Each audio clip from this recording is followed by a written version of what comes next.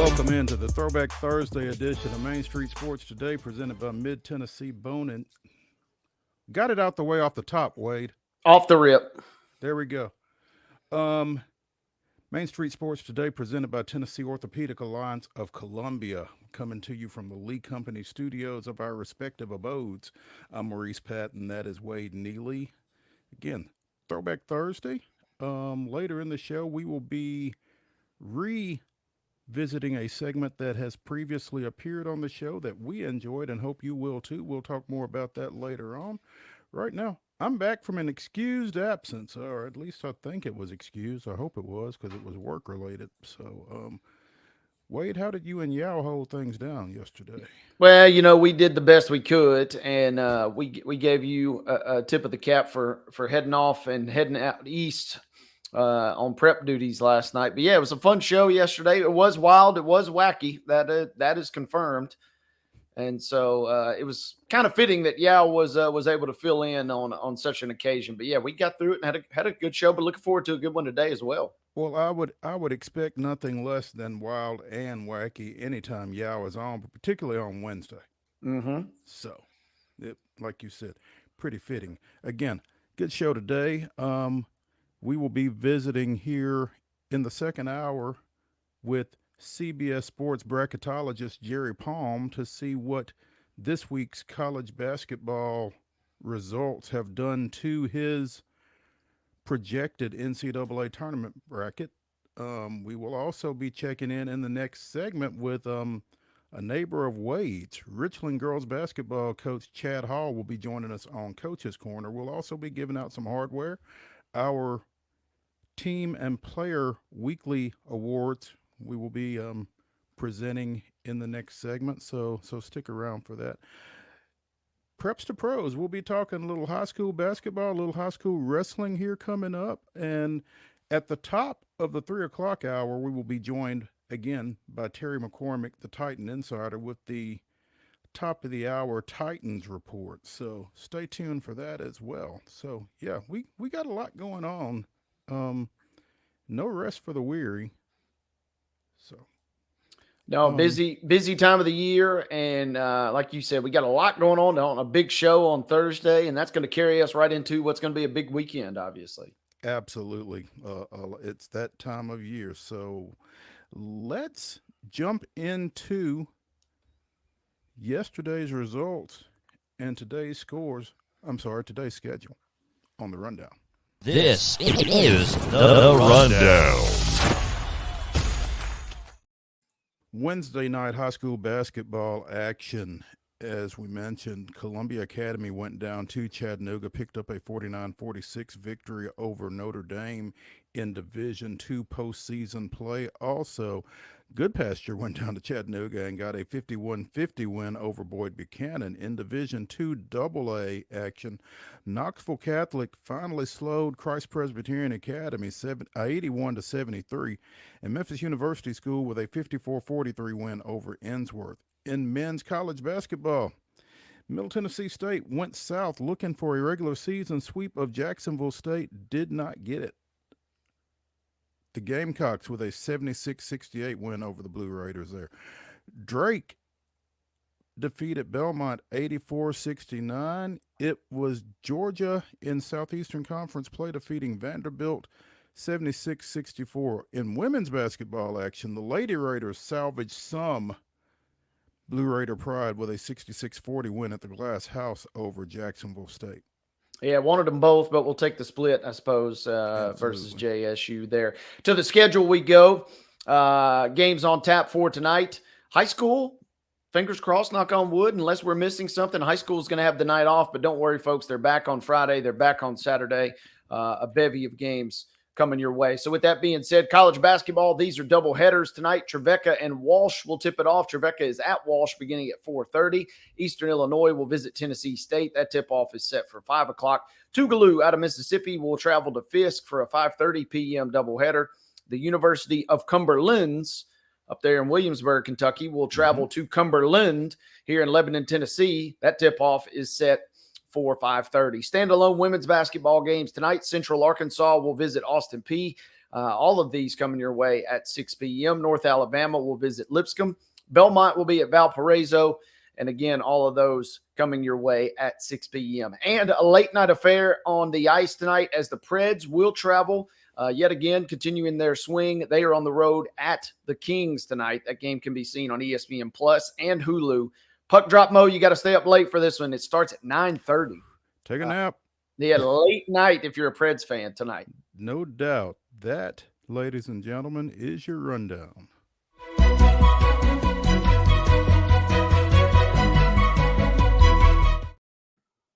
Top story brought to you, as always, by Piggly Wiggly in Neely's Mill in Columbia. Be sure and get through there for their delicious daily deli lunch options, as well as hand-cut meats, and everything is cost plus 10% at the register. So again, Piggly Wiggly in Neely's Mill in Columbia, your top story sponsor. And we started off with this week's Tennessee Sports Writers Association's Players of the Week. And, you know, it's been a little slow the last few weeks because it's only been men's and women's basketball. Wade is picking up this week. Big slate.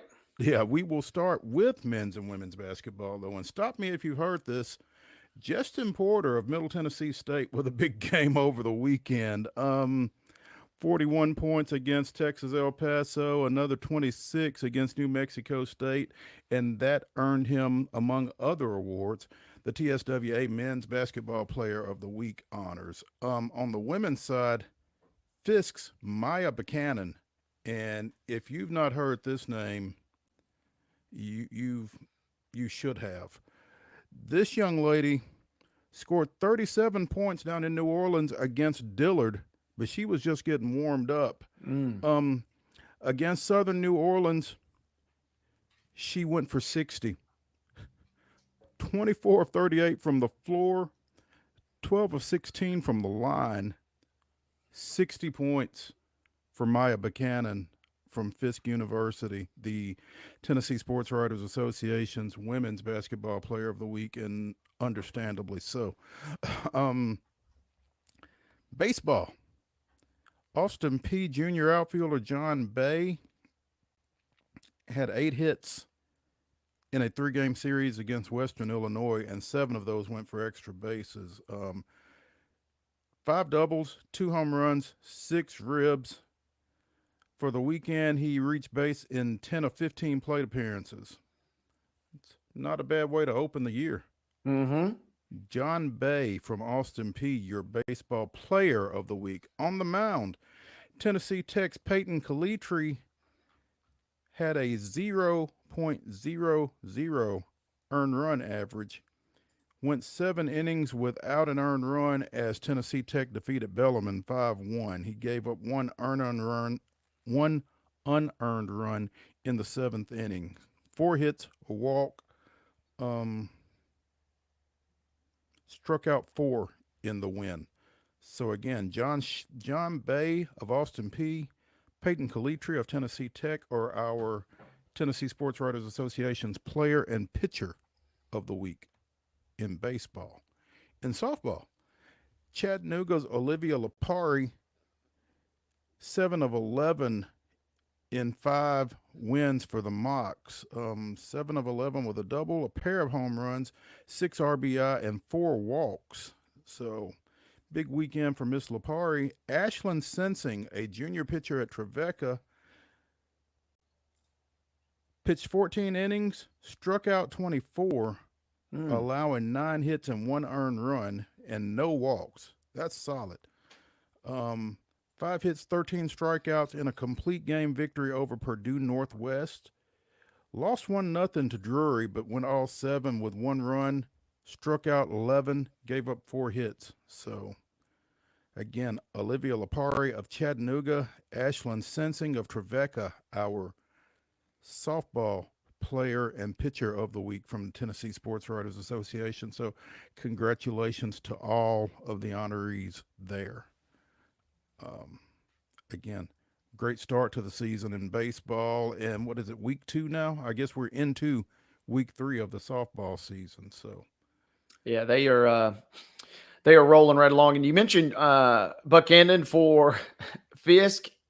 And I'm pulling up some numbers here, and my computer literally just about exploded. You mentioned 60 plus. The NAI single game record of 62 back in 88. The second previous high was set in 93. That was 60 flat. But I found it interesting, Mo. The most points ever scored in a game, male or female, and this was, back in 1954, of course, as a lot of folks remember. Clarence Bevo Francis had 113, but beyond him, the next highest came in 94, and it was only 64 points. So she was just a couple of points away from the second highest scoring male or female of all time. And the first one is one that, came back in a bygone era and will never be touched again. So unreal numbers. I don't think anybody's going to score 113. That one's kind of up there by itself, I think. Seems fairly safe. And not just that, but on the road as well, which is crazy. Mm-hmm. You got to think it was a little bit of a hostile environment, but apparently she didn't care. So that's one of those games you really kind of wish you had an opportunity to see. 60 points. That's kind of indescribable. You know what else is indescribable, Wade? Mm-hmm. This Monday night brawl that we talked about earlier in the week between Texas A&M Commerce and Incarnate Word. The Southland Conference has spoken. 4 players from each team have been suspended, starting immediately. So there were no options given for spreading it out or anything like that. I think 4 guys got 3 games, 3 got 2 games, and 1 got a single game suspension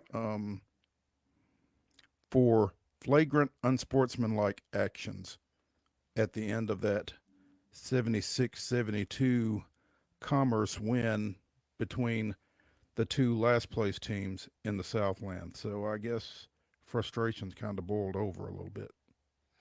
Yeah, and we broke down that's as close as I'll get to offering play-by-play of boxing or mixed martial arts, I guess, at this point in my career. But we kind of went through the nitty-gritty of it on Monday, and it was pretty rough. And honestly, given the nature of how sprawling it was, I'm kind of surprised that these suspensions maybe weren't a little bit longer. I guess they did, however, kind of grade. I'd be real curious, how did they grade this? Was it kind of like to continue with boxing? Do they go by punches landed? Was it a percentage? I think it's got to be to some well, I mean, I don't know. It's not about coming off the bench because it wasn't a live game situation.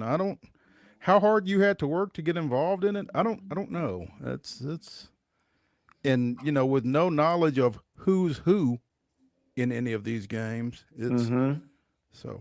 But from Commerce, again, Jerome Brewer Jr., Ant Abraham, and Quo Agua drew 3 game suspensions, and Prince Davies got 1 game. For Incarnate Word, Elijah Davis got 3 games.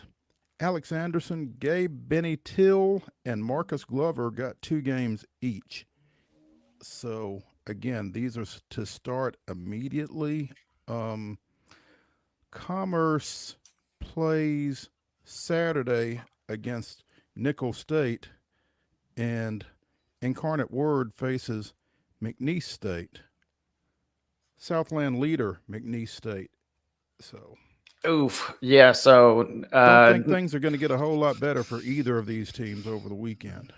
No. And you could not have picked kind of a worse time between 2 of these unfortunate kind of bottom dwellers in the Southland Conference. And luckily, we'd broken it down on Monday too, that one of the broadcast members had announced that a manager's face had blood on it, and there was a young girl in the crowd that was hurt during all this. So honestly, in the grand scheme of things, it could have been a lot worse. It feels like they got off a little light with only 4 players on each team getting suspended and for no more than 3 games. That feels kind of light, but also, just the ramifications alone could have been really, really ugly. And so hopefully these teams can kind of put that behind them and try and finish out the season. Like you said, I wouldn't have been shocked if they had given out suspensions for 5 or 6 games, which essentially would have been the rest of the season for most of these teams unless they make a run, obviously, in the tournament. But seems like they kind of just wanted to make sure, if nothing else, they got it out of the way early. And like you said, there was no real wiggle room, no appeal process, none of that. They just took it and moved on. Yeah, which is good to know that they did just take it and move on. I mean, it's tough to look at that and say, wait a minute, what did we do? So, it is what it is. But there's that. And again, those are your top stories for today, brought to you by Piggly Wiggly out in Neely's Mill here in Columbia. So when we come back here on Main Street Sports Today, presented by Tennessee Orthopedic Alliance of Columbia, we will be joined on Coach's Corner by Richland girls coach Chad Hall. His Lady Raiders are heading into region tournament play on a bit of a roll. We'll talk about it when we come back to the Lee Company studios after this.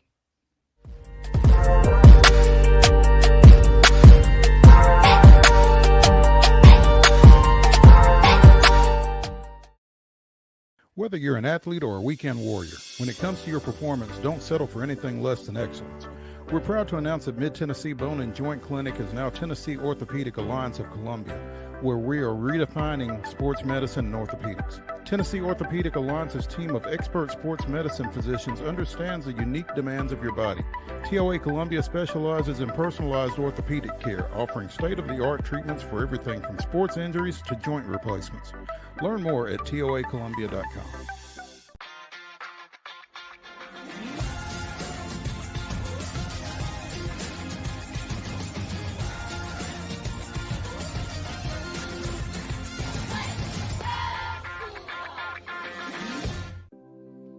Custom Stone Handler supplies over 600 distributors and suppliers with quality stone products. Along with River Stone, we produce and distribute over 100 building, landscape, and other bulk products. Our goal is to provide quality products, service, and partnerships to ensure our customers' success. We firmly believe that the measure of any person or company is how they treat other people and customers. Give them a call at 931-490-4990 or visit CustomStonehandlers.com. Your favorite wine tasting experience is back. The Hendersonville Rotary Club's Wine and Roses Fundraising Gala. Everything you loved and more. Saturday, March the 2nd. Prepare your taste buds for elegant wines, smooth whiskeys, craft beers, and exceptional food. Browse through the silent auction, all to benefit over 25 local charities, schools, and scholarships. Wine and Roses, Saturday, March the 2nd at Our Lady of the Lake Catholic Church, Hendersonville. HendersonvilleRotary.org.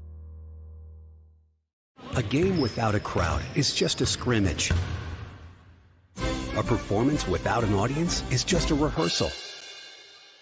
Without your presence, high school sports and the performing arts aren't possible. Ensure that these essential extracurricular activities continue to enrich the lives of students in Tennessee. Purchase a ticket to your local high school's game or performance. This message presented by the TSSAA.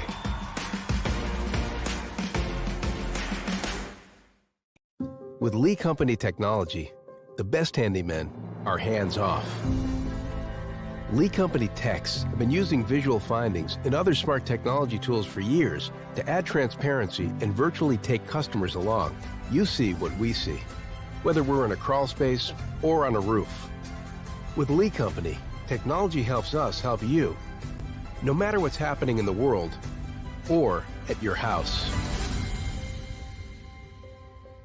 Piggly Wiggly, located in Neely's Mill Shopping Center, is Columbia's locally owned and operated Cost Plus 10 grocery store dedicated to serving the community with low prices and smiling faces. Piggly Wiggly offers fresh, hand-cut meats daily, as well as daily hot plate lunches from their deli counter. You're certain to see smiling faces and a helping hand when you're here at Piggly Wiggly. Come by and check out our fresh produce, high-quality meats, and more. Down home, down the street, we'll see you at the Pig. We thrive under the lights. A city of performers. Putting on one heck of a show. Headlining night after night. Welcome to Smashville.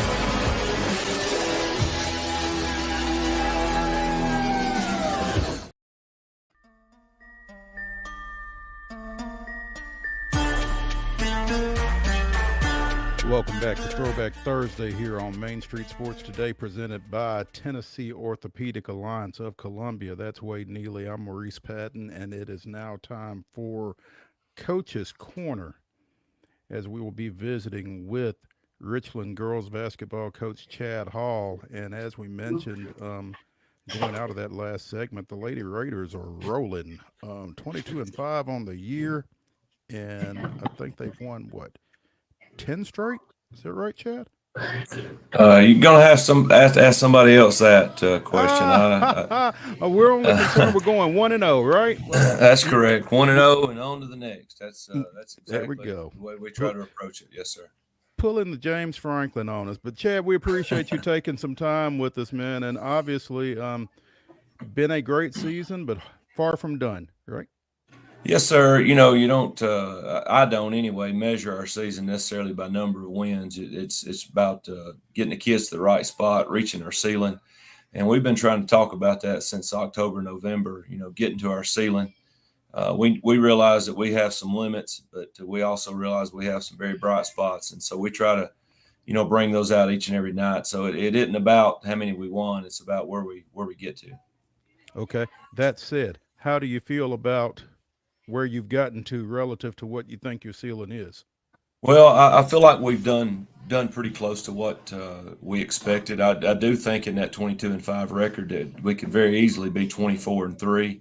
The last two games that we lost was back-to-back days at that Clay County Classic that we had, and really in my mind we should have won both of those games.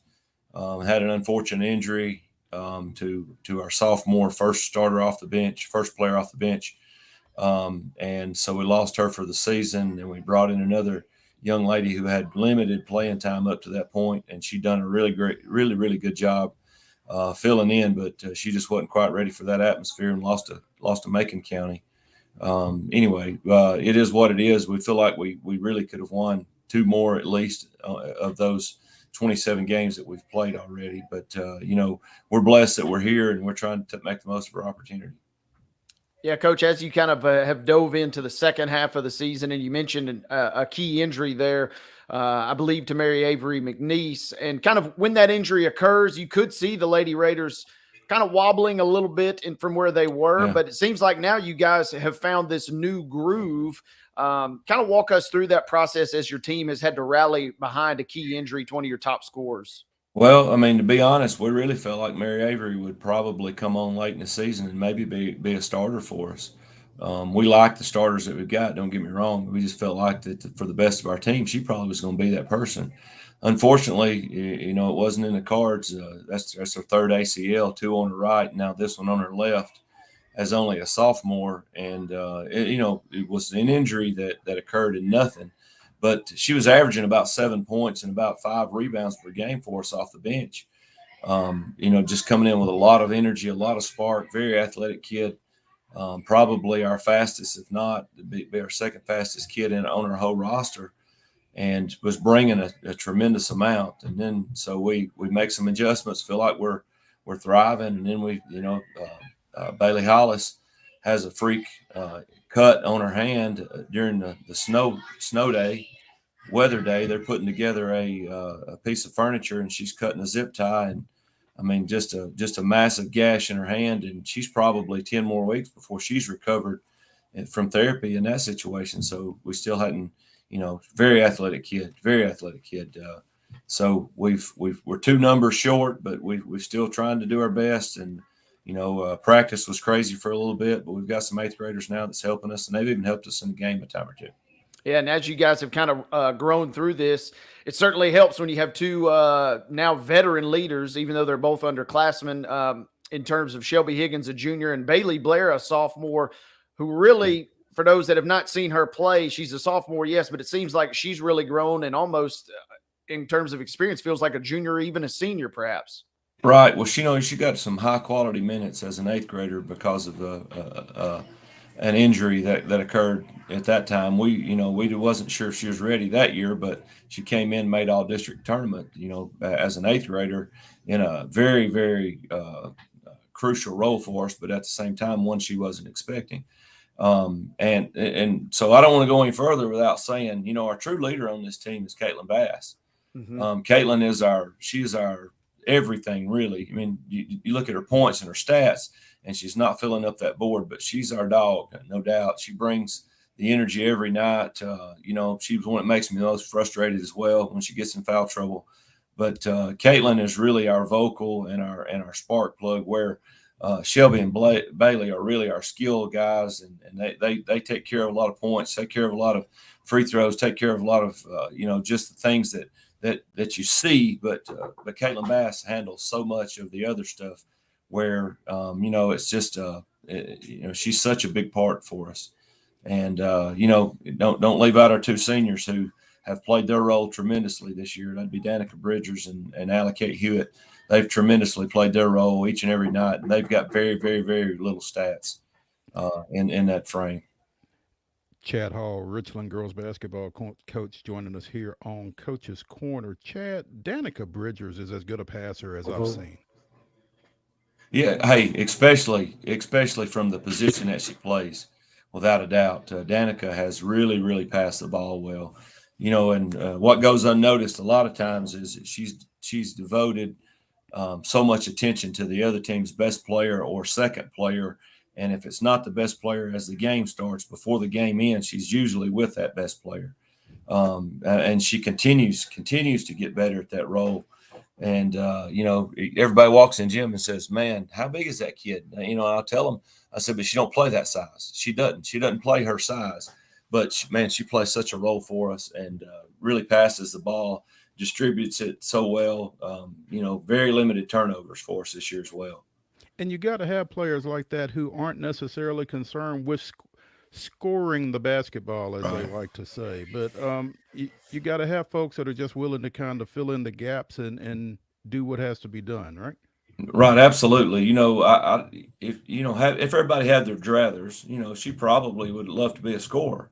But what fits our team, and I'm so thankful that kids buy into the roles that we try to give them, that she's accepted it, and she's not only accepted it but excelled at it, and continues to enjoy the things. And she was rewarded for having a all tournament selection last week. Played a phenomenal game against Santa Fe, and so it's just it just means so much that kids that are accepting their roles and they're playing them each and every day. Again, Richland 22-5 on the year, 10 straight, 15 of their last 16, heading into tomorrow night's Region 5 1A quarterfinal matchup against visiting Fayetteville. Chad, what do you feel like you guys have to do to continue down this postseason path? Well, for sure, we have to continue to defend at a high level, and I think we've really done that through district play. We don't beat Loretto here on our home floor without a high level defensive effort, and we probably lose that game in the championship of the 10A tournament the other night if we don't really turn our screws down in the fourth quarter. They had us on our heels and got a few defensive stops, and we're able to get buckets on top of that. Got to handle first things first. I have not looked at anybody else's film other than Fayetteville, because you have to handle first things. I know they're in kind of a lower situation right now because one of their best players decided to leave the team. But they're full of athletes on that team. We'll have to defend. We'll have to rebound, and then every night you got to make shots in order to win games. But we feel like if we start with defense and rebounding, those other things will probably take care of themselves most nights. And so that's what we're trying to hang our hats on right now. Coach, I got to ask you, you guys are playing back at home, obviously, for the first round of the region and potentially, beyond. Right. What's it been like? We've seen Richland really kind of flourish at home the last couple of seasons, both boys and girls. How unique of an environment is it when you guys play inside Dwight Clark, and what will that potentially add to you guys' efforts on Friday? Well, you might need to ask our opponents exactly what that means, but we feel a different energy here. We travel well with our fan base. Our kids show up, of course, much better here, but we feel like we're going to have a great crowd. Everybody shoots the ball better on their home rims, no matter who it is. We've got a unique situation where we've got an end zone on one end, and I think that does create some issues in the first half for visiting teams. So, we're doing you know, we're in a good situation. You got to handle one piece at a time. And we feel like playing in the home court here, only losing to, you know, Waynesboro here right after Christmas is probably, you know, I'm sorry, right before Christmas, but, you know, we've got some advantage here. Yes. Playing back at home, and we know that the crowd will be great. Sure. Coach, we won't go into the origin story, but I lovingly refer to you as the Cadillac. So I just wanted to make sure that the Main Street Nation was aware of that. And I'm unfortunately going to be on assignment over at Summertown Friday, but I will be tuned in to Mark. Yeah, I'll be tuned in to Mark and Jennifer though, and I'm looking forward to listening to a good game between you guys tomorrow night.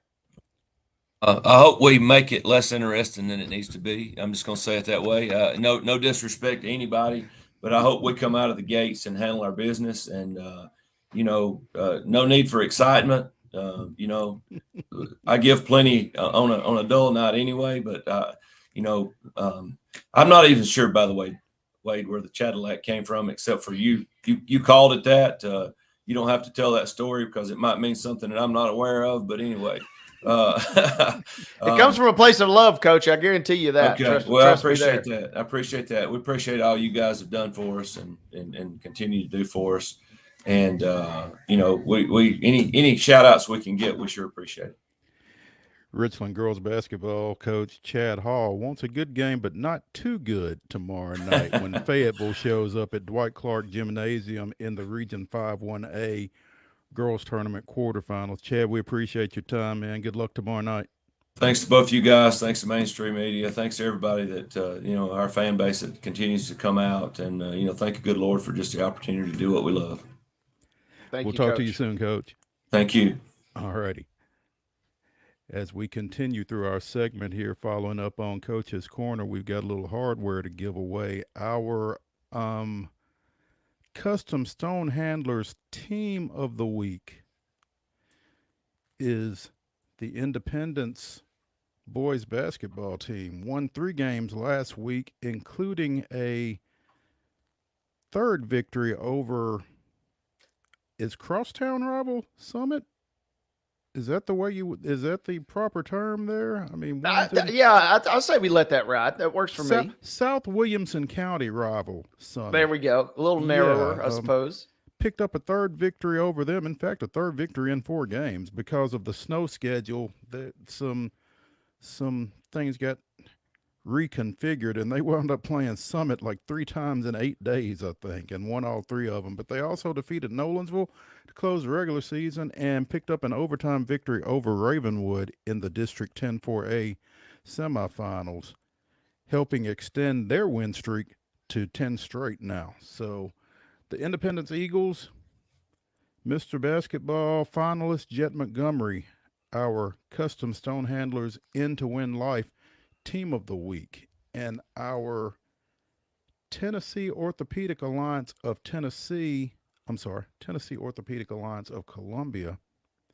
Player of the Week is Loretto's Allie Weathers, who averaged 25 points and a pair of Lady Mustang victories last week, 28 in their District 10-2A tournament championship win over cross-county rival Summertown. In those 2 games, Allie was 23 of 24 from the line. She missed one. Slacker. Even the great ones can't be perfect all the time, I suppose. All the time, exactly. So, yeah. Allie Weathers is our Tennessee Orthopedic Alliance of Columbia Player of the Week. Again, Independence boys are our Team of the Week. Congratulations to all. When we come back here on Main Street Sports Today, presented by Mid-Tennessee. I did it again, Wade. That's 2. I've not done 2 in a show. You know, muscle memory.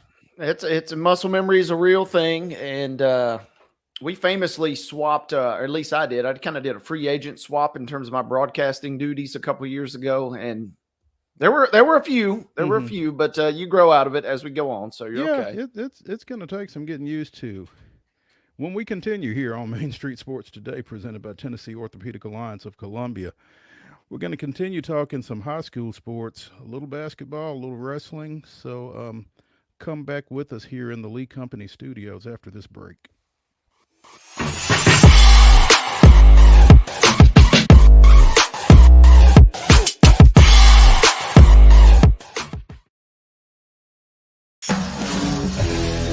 live under the lights. A city of performers,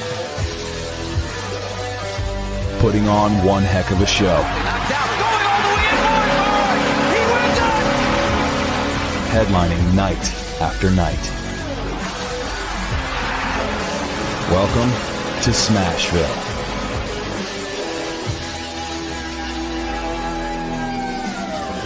Whether you're an athlete or a weekend warrior, when it comes to your performance, don't settle for anything less than excellence.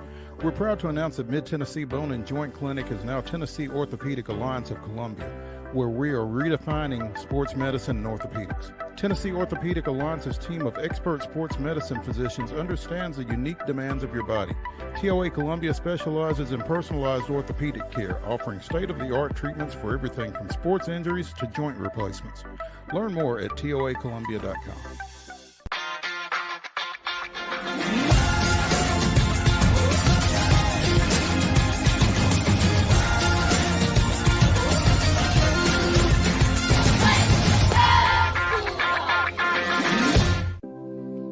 Custom Stone Handler supplies over 600 distributors and suppliers with quality stone products. Along with River Stone, we produce and distribute over 100 building, landscape, and other bulk products. Our goal is to provide quality products, service, and partnerships to ensure our customers' success. We firmly believe that the measure of any person or company is how they treat other people and customers. Give them a call at 931-490-4990 or visit CustomStonehandlers.com. Your favorite wine tasting experience is back. The Hendersonville Rotary Club's Wine and Roses fundraising gala. Everything you loved and more. Saturday, March the 2nd. Prepare your taste buds for elegant wines, smooth whiskeys, craft beers, and exceptional food. Browse through the silent auction, all to benefit over 25 local charities, schools, and scholarships. Wine and Roses, Saturday, March the 2nd at Our Lady of the Lake Catholic Church, Hendersonville. HendersonvilleRotary.org. A game without a crowd is just a scrimmage. A performance without an audience is just a rehearsal. Without your presence, high school sports and the performing arts aren't possible. Ensure that these essential extracurricular activities continue to enrich the lives of students in Tennessee. Purchase a ticket to your local high school's game or performance. This message presented by the TSSAA.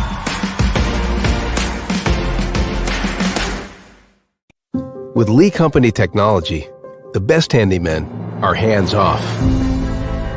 Lee Company techs have been using visual findings and other smart technology tools for years to add transparency and virtually take customers along. You see what we see, whether we're in a crawl space or on a roof. With Lee Company, technology helps us help you, no matter what's happening in the world or at your house. Piggly Wiggly, located in Neely's Mill Shopping Center, is Columbia's locally owned and operated Cost Plus 10 grocery store dedicated to serving the community with low prices and smiling faces. Piggly Wiggly offers fresh, hand-cut meats daily as well as daily hot plate lunches from their deli counter. You're certain to see smiling faces and a helping hand when you're here at Piggly Wiggly. Come by and check out our fresh produce, high-quality meats, and more. Down home, down the street, we'll see you at the Pig.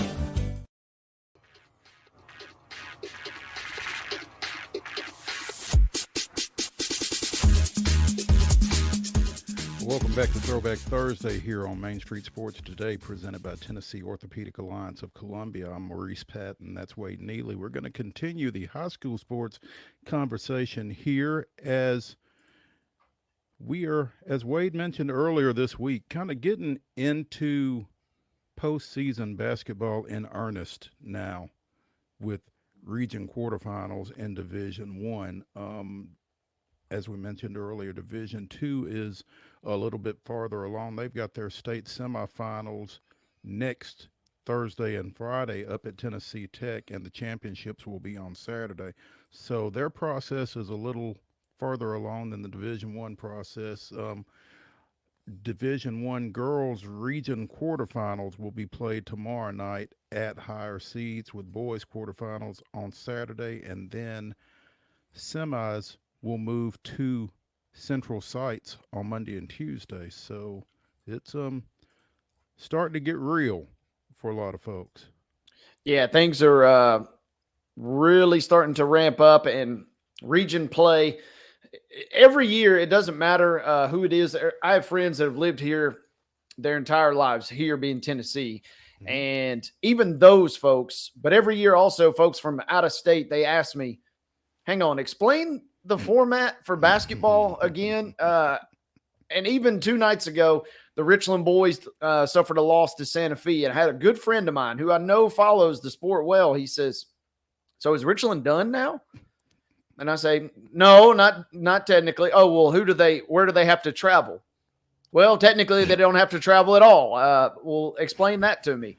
So the region to me is really when it kind of starts mattering a little more, because you actually see some bona fide cuts. And when the bracket finally comes out for region, to me, it feels like that's when the real season, as we've said, kind of starts in earnest in postseason play. Yeah. It's long been lamented that once the postseason starts, you can lose 3 games and still win a state championship. And that one is a party trick that I pull out with my friends that are from out of state, and I'll bust it out every now and again. And yeah, you can lose 3 times, and as you just said, still win the state championship. 3 times in the postseason, 3 postseason losses, and you can still win a state championship. Now, I don't know how often it's happened. I don't know that it has happened, but it theoretically can happen. And if anybody knows of such an occurrence, please let us know, because I'd be fascinated to know. And there may be one I'm forgetting, but you can lose in the district semis, you can lose in the district consolations, and you can lose in the region championship. Because in all of those occasions, you're assured of another game. So it's, I don't know. We are a land of second chances, right, Wade? Yep, the second or even third chances. But the beauty is sometimes, a loss in the postseason, something unfortunate happens. And how many times have we seen it?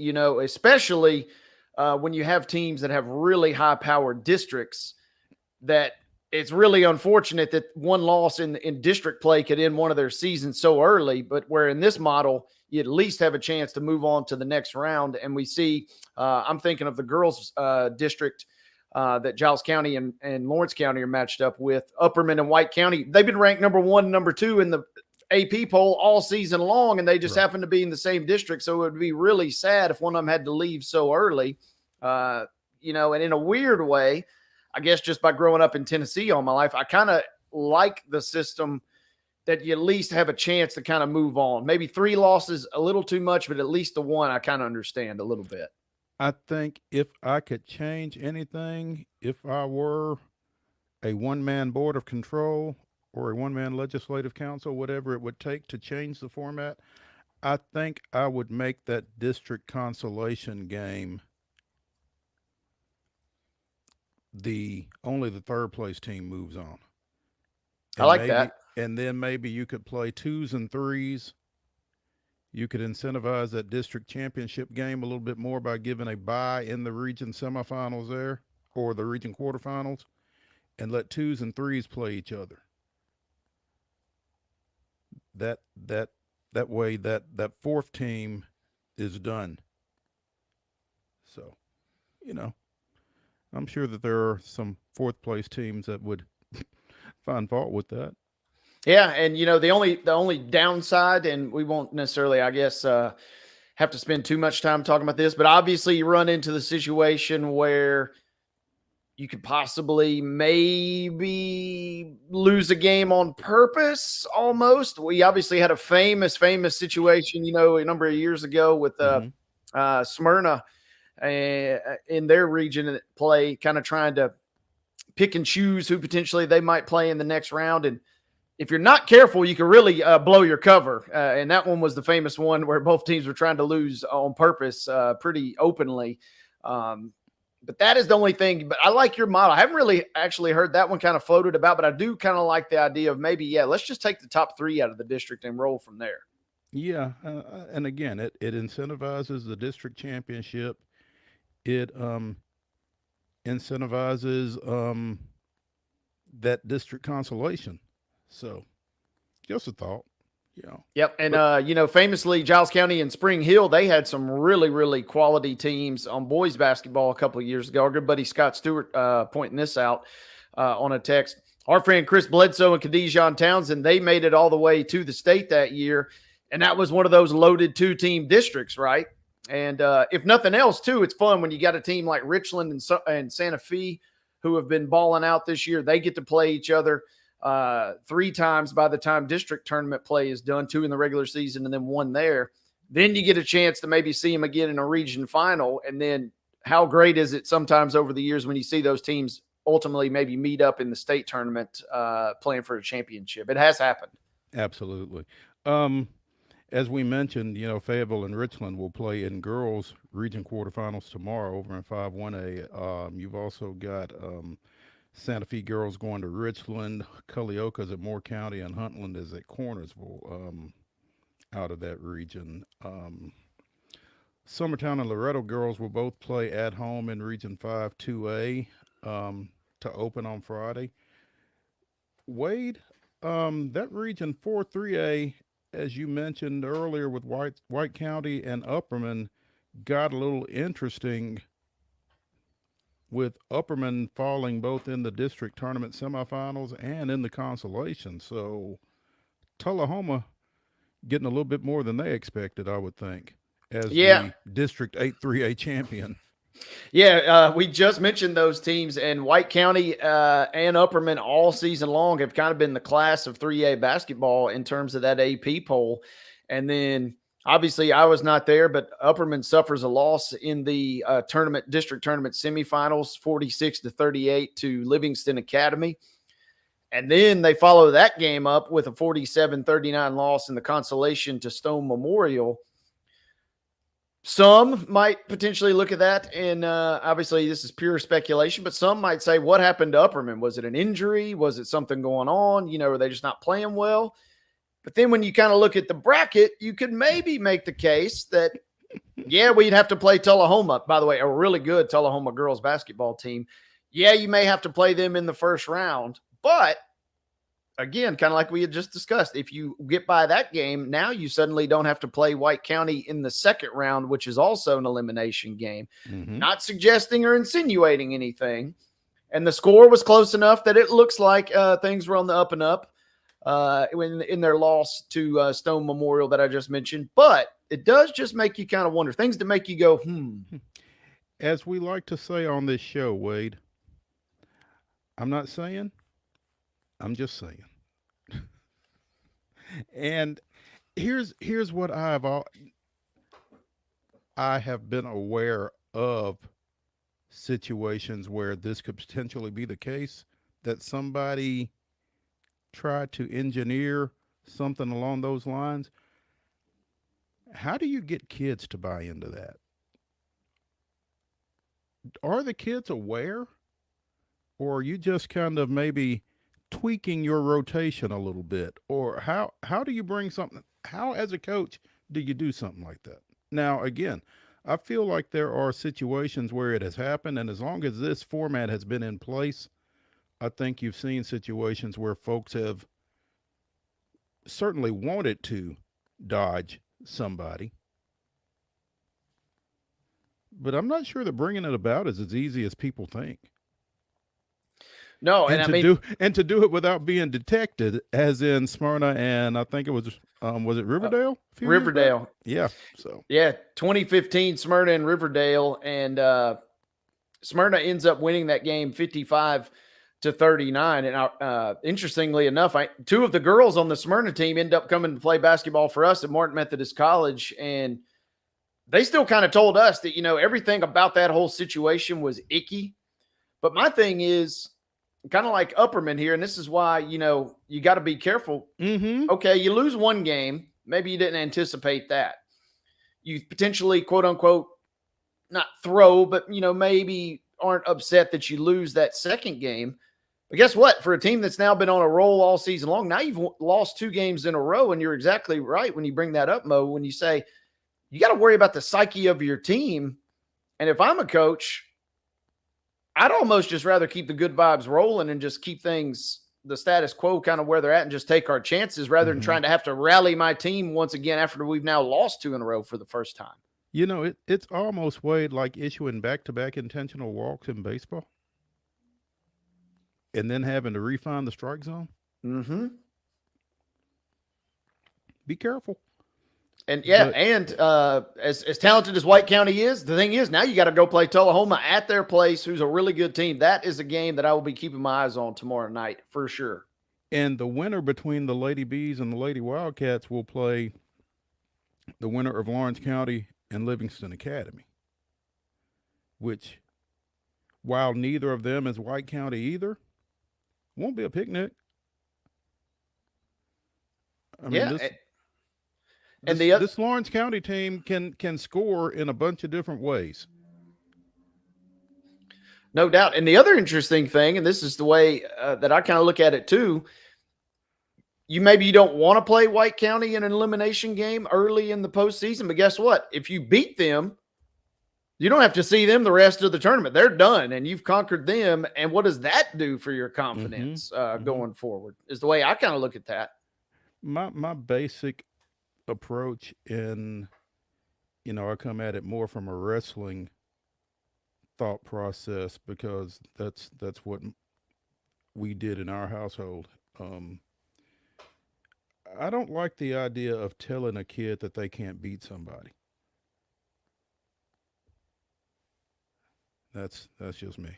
And whether it's the public-private debate or potentially dodging somebody to get a more favorable matchup or to get that less favorable matchup later on or forfeiting a wrestling match or whatever it is. I don't like the idea of telling somebody you can't beat that kid.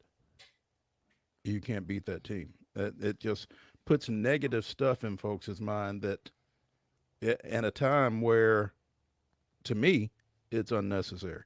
So, and we get caught up chasing championships, but at the end of the day, is that really not what we're all or should be striving for as a coach or as a program, is to instill confidence in young men and young women and show them how to try and beat the odds, or if you don't, what can you learn from a losing effort? But instead, you're kind of throwing that away in the pursuit of a title. And as Chad Hall just said, performing as close to your ceiling as possible. It's not about the wins and losses. And I think there's kind of a happy medium in there in between, but performing to your highest potential or reaching your potential or getting as close to your potential as possible, I think should be the primary goal. So, this region 5-4A is going to be really interesting. I think particularly on the boys' side. On Saturday night, you've got Lincoln County, the number 4 seed, coming out of District 9, going to Independence. Franklin goes to Coffee County. Ravenwood is at Columbia Central. Columbia Central, the District 9A tournament champ after a regular season co-championship in their first year under Brandon Levier. And Warren County goes to Brentwood. This could be a tough matchup for Region 9-4A, I think, in that Independence, Franklin, and Ravenwood were all in the Associated Press top 10 at some point. Mm-hmm. Those are, they're tested teams, and that's going to be a challenge, particularly for Lincoln County going on the road to Indy. Coffee County's got a buzzsaw coming in there in the Admirals, and this Columbia Central Ravenwood matchup should be a particularly good one. So if you don't have a dog in a hunt Saturday night, getting over to the Hardy Lloyd Gymnasium for that one might be worth the price of admission. On the girls' side tomorrow night, Columbia Central goes to Nolensville.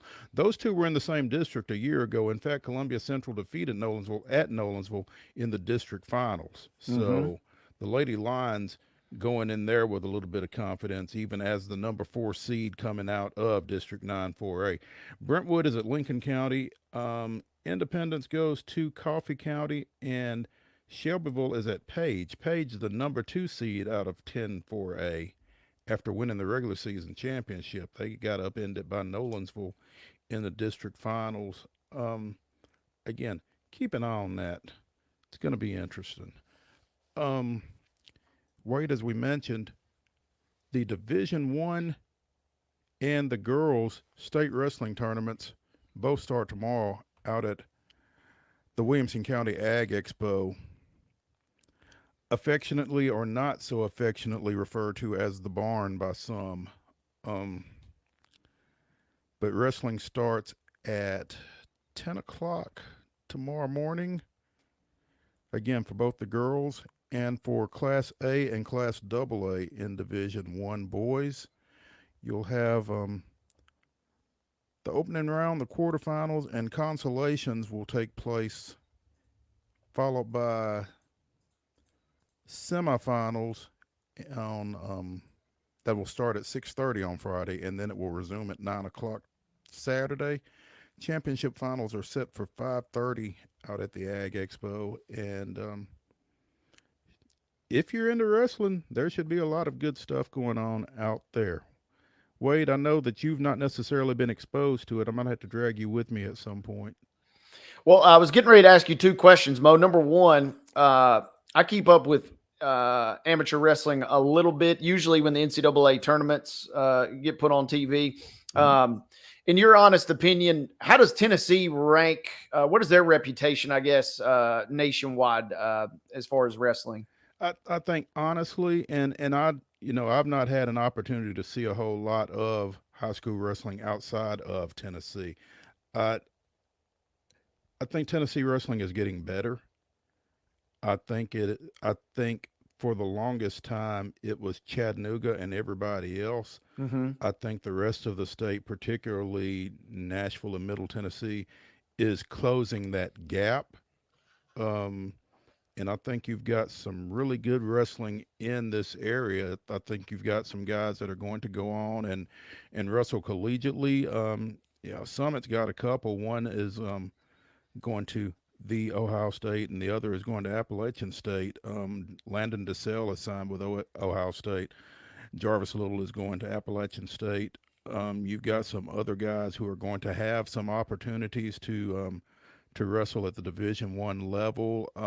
There's a kid at Trousdale County, a one-man team over there, and his name is immediately escaping me, but he is signed with Virginia Military Institute. He's going to go up there and wrestle.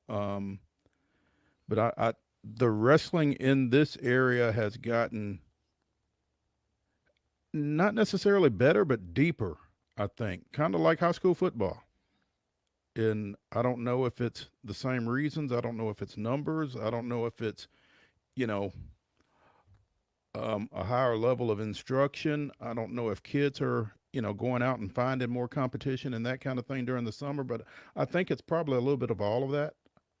But wrestling, I think, has gotten a lot better in this area, and wrestling's gotten a lot better in Tennessee.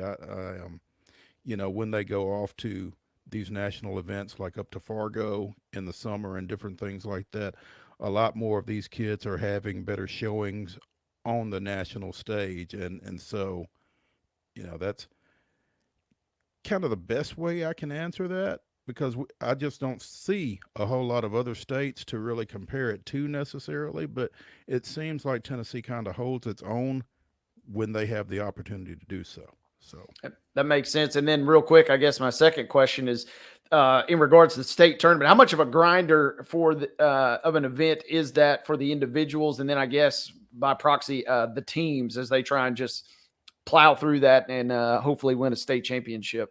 Well, the thing is, they've changed the format here in the last couple of years where you're only bringing, it's a 2-day tournament instead of a 3-day tournament now, which means you only have to make weight twice instead of 3 times. And I think that's a bigger deal than anything else, not necessarily the grind of the competition. I think it's still the same amount of matches, but it's over 2 days instead of 3. So, I think just that not having to make weight that third day probably makes a difference for a lot of kids, and everything that goes into getting ready to get on the mat, not necessarily when you're on the mat. So, but again, the 2-day event rather than the 3, that's a good question. That might be something I'll try to ask some coaches about while I'm out there this weekend. So, thank you for, the enlightening question, Mr. Neely. We need to take a break, so let's do that. And when we come back here on Main Street Sports Today, presented by the Tennessee Orthopedic Alliance of Columbia, we will have Terry McCormick's not necessarily top of the hour Titans report. So come back to the Lee Company studios with us after this.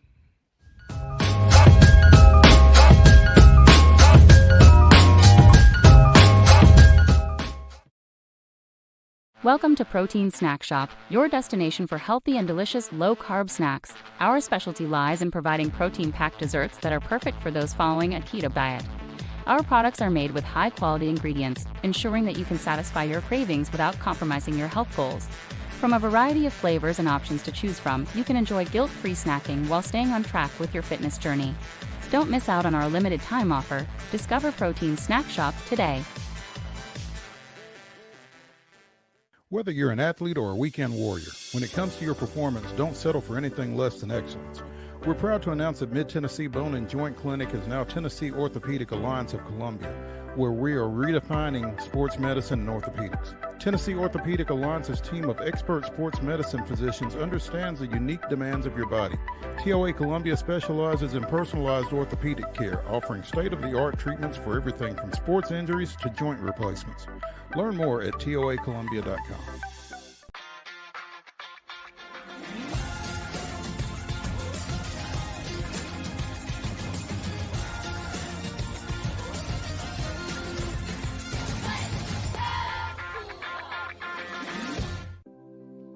Custom Stone Handler supplies over 600 distributors and suppliers with quality stone products. Along with River Stone, we produce and distribute over 100 building, landscape, and other bulk products. Our goal is to provide quality products, service, and partnerships to ensure our customers' success. We firmly believe that the measure of any person or company is how they treat other people and customers. Give them a call at 931-490-4990 or visit CustomStonehandlers.com. Your favorite wine tasting experience is back. The Hendersonville Rotary Club's Wine and Roses Fundraising Gala. Everything you loved and more. Saturday, March the 2nd. Prepare your taste buds for elegant wines, smooth whiskeys, craft beers, and exceptional food. Browse through the silent auction, all to benefit over 25 local charities, schools, and scholarships. Wine and Roses, Saturday, March the 2nd at Our Lady of the Lake Catholic Church, Hendersonville. HendersonvilleRotary.org. A game without a crowd is just a scrimmage. A performance without an audience is just a rehearsal. Without your presence, high school sports and the performing arts aren't possible. Ensure that these essential extracurricular activities continue to enrich the lives of students in Tennessee. Purchase a ticket to your local high school's game or performance. This message presented by the TSSAA.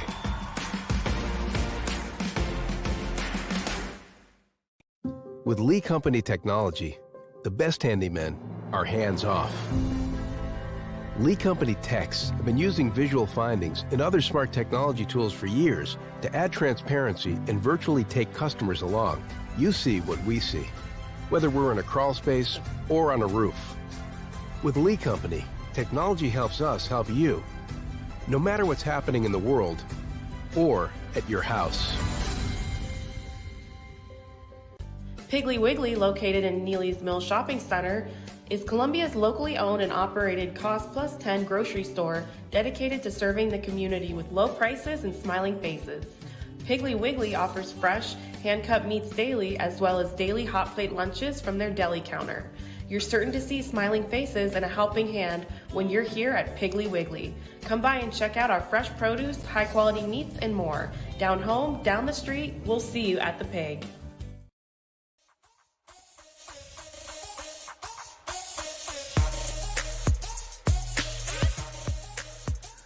Welcome back to the second hour of the Throwback Thursday edition of Main Street Sports Today, presented by Tennessee Orthopedic Alliance of Columbia. I'm Maurice Patton, joined by Wade Neely on this Thursday.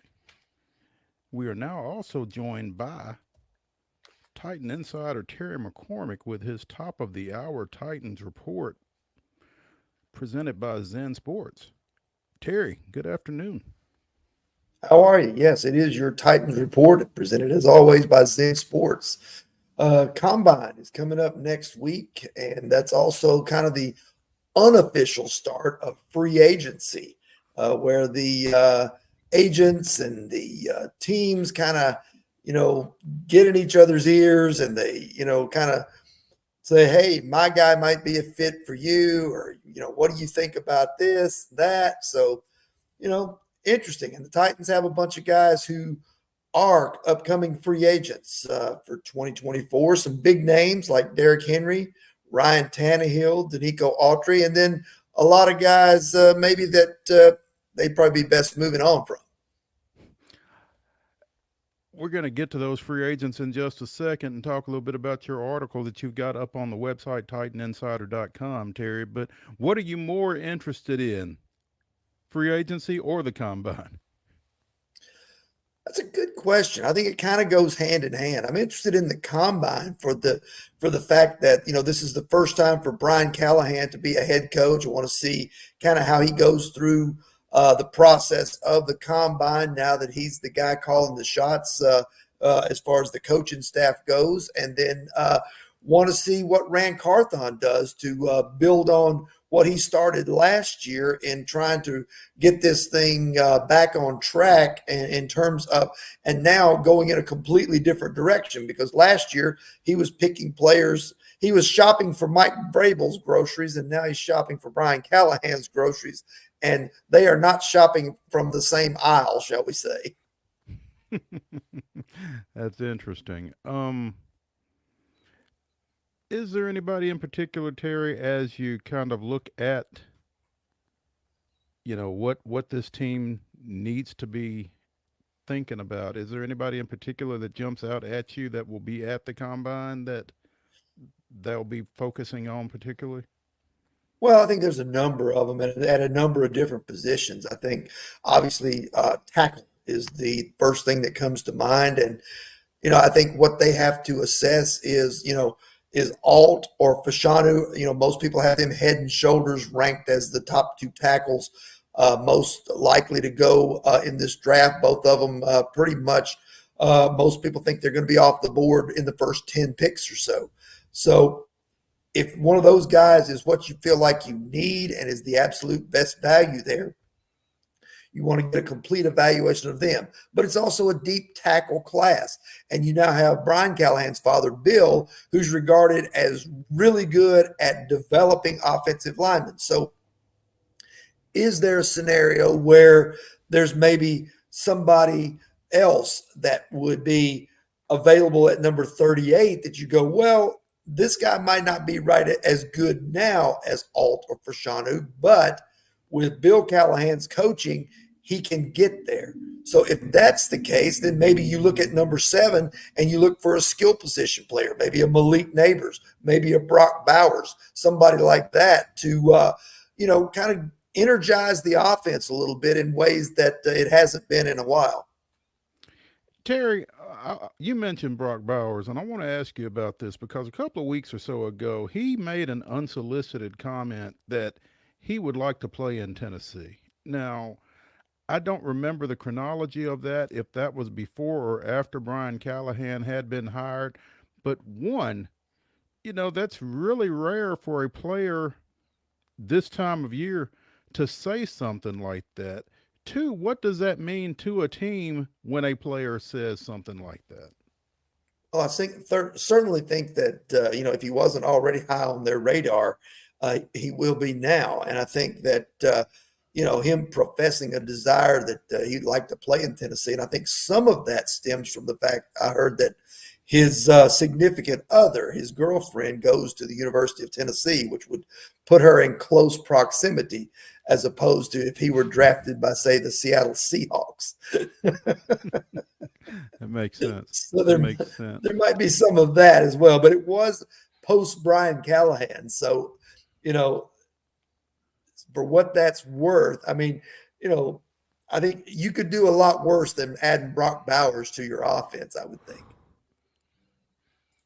Yeah, that would be quite the piece if the Titans were able to have him in. Terry, I'm glancing through your article here, and I can't help but notice chances to help in 2024. Two of the guys that have the highest grade, according to these rankings here, as it were, are the long snapper Morgan Cox and kicker Nick Folk. How much of an important piece is continuing what has been a really strong special teams unit the last couple of years? How much of that is going to be key to, if nothing else, take the mind off of the rest of the rebuild, because it seems like everything else is kind of in flux? Well, yeah, that's kind of where I was going with that, because, the ratings on here are just my personal opinion of how much they could probably help and how much interest the Titans should have in bringing them back. And, they finally got the kicking game, the special teams. They finally got it right last year in terms of a field goal kicker. Morgan Cox is one of the best long snappers. Nick Folk solved the kicking question. And before he was injured, Ryan Stonehouse was probably the team MVP for the season he was putting out there. So I think it's a situation where if it ain't broke, don't fix it. And I think that this is an opportunity to fix it, even though this is kind of a team that's in a full rebuilding swing.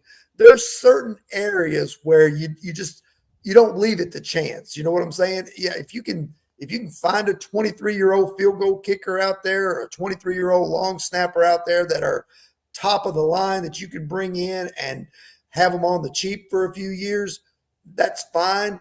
But honestly, if Nick Folk is amenable to returning, if Morgan Cox is amenable to returning, I would think the Titans ought to be jumping at the chance to have both of them back, maybe on a 1 to 2 year deal. And then some of the other names on there, I know, people want to know about Henry, Tannehill, Danico Autry, Aziz Al-Shire. I think the fact that there was a coaching staff change signifies that a lot of these guys are going to be elsewhere. Of that group, I think Danico Autry is the most important one to try and retain.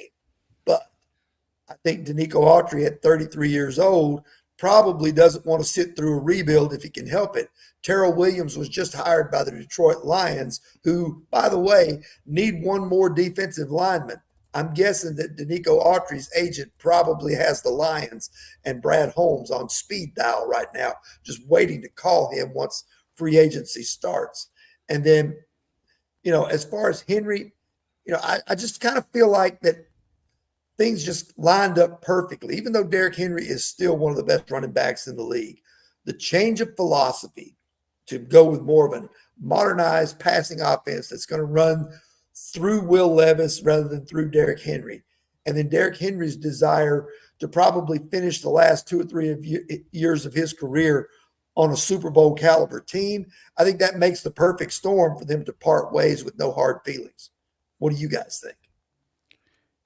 Makes sense. Makes a whole lot of sense. Unfortunately, it makes sense. Yeah. So,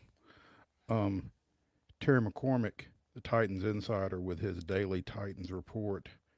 Terry, tell us about Zen Sports. All right. Let's talk about Zen Sports, the new sports book in Tennessee that's bringing sports betting to a whole new level, literally with their new boosted same-game parlays. When you sign up for Zen Sports, you'll automatically earn up to a $1,000 no-danger first wager. If your first bet loses, you'll be reimbursed for the amount of your bet up to $1,000. And now Zen Sports is offering 10 boosted same-game parlays for NBA and NHL every single day. That's 10 bets, each with a 10% boost, and you can bet on every single one of them. And there's even more good news.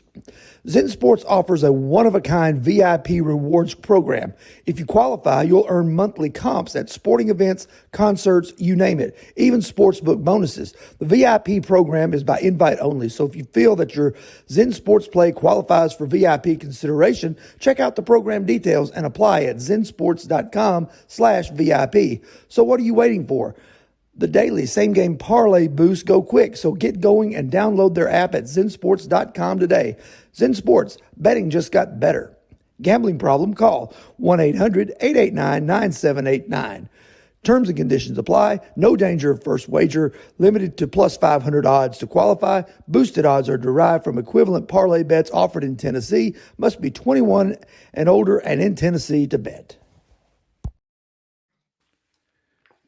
When we come back here on Main Street Sports Today, presented by Tennessee Orthopedic Alliance of Columbia, it's Throwback Thursday. We'll tell you more about it after the break.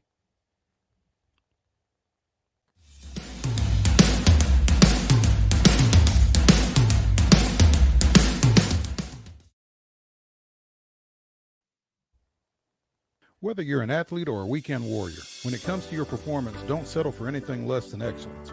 We're proud to announce that Mid-Tennessee Bone and Joint Clinic is now Tennessee Orthopedic Alliance of Columbia, where we are redefining sports medicine and orthopedics. Tennessee Orthopedic Alliance's team of expert sports medicine physicians understands the unique demands of your body. TOA Columbia specializes in personalized orthopedic care, offering state-of-the-art treatments for everything from sports injuries to joint replacements. Learn more at toacolumbia.com. Keep this Friday train rolling with Rockies.com beat writer Thomas Harding, who was in Knoxville earlier this week for the call as Todd Helton received word that he will be one of 4 2024 inductees into the Baseball Hall of Fame, along with Adrian Beltre, Joe Mauer, and Jim Leland. Thomas, good afternoon. Good afternoon to you, Mo. How you feeling? I'm feeling good. I'm feeling clean. You know? Yeah, there we go. Got what it takes to win a championship, baby. Absolutely. Hey, how's Denver? It is wonderful. A little cold today. 38 degrees out there. But then again, when I was in Knoxville, they were coming out of the deep freeze. So I think we're actually in a national deep freeze right now.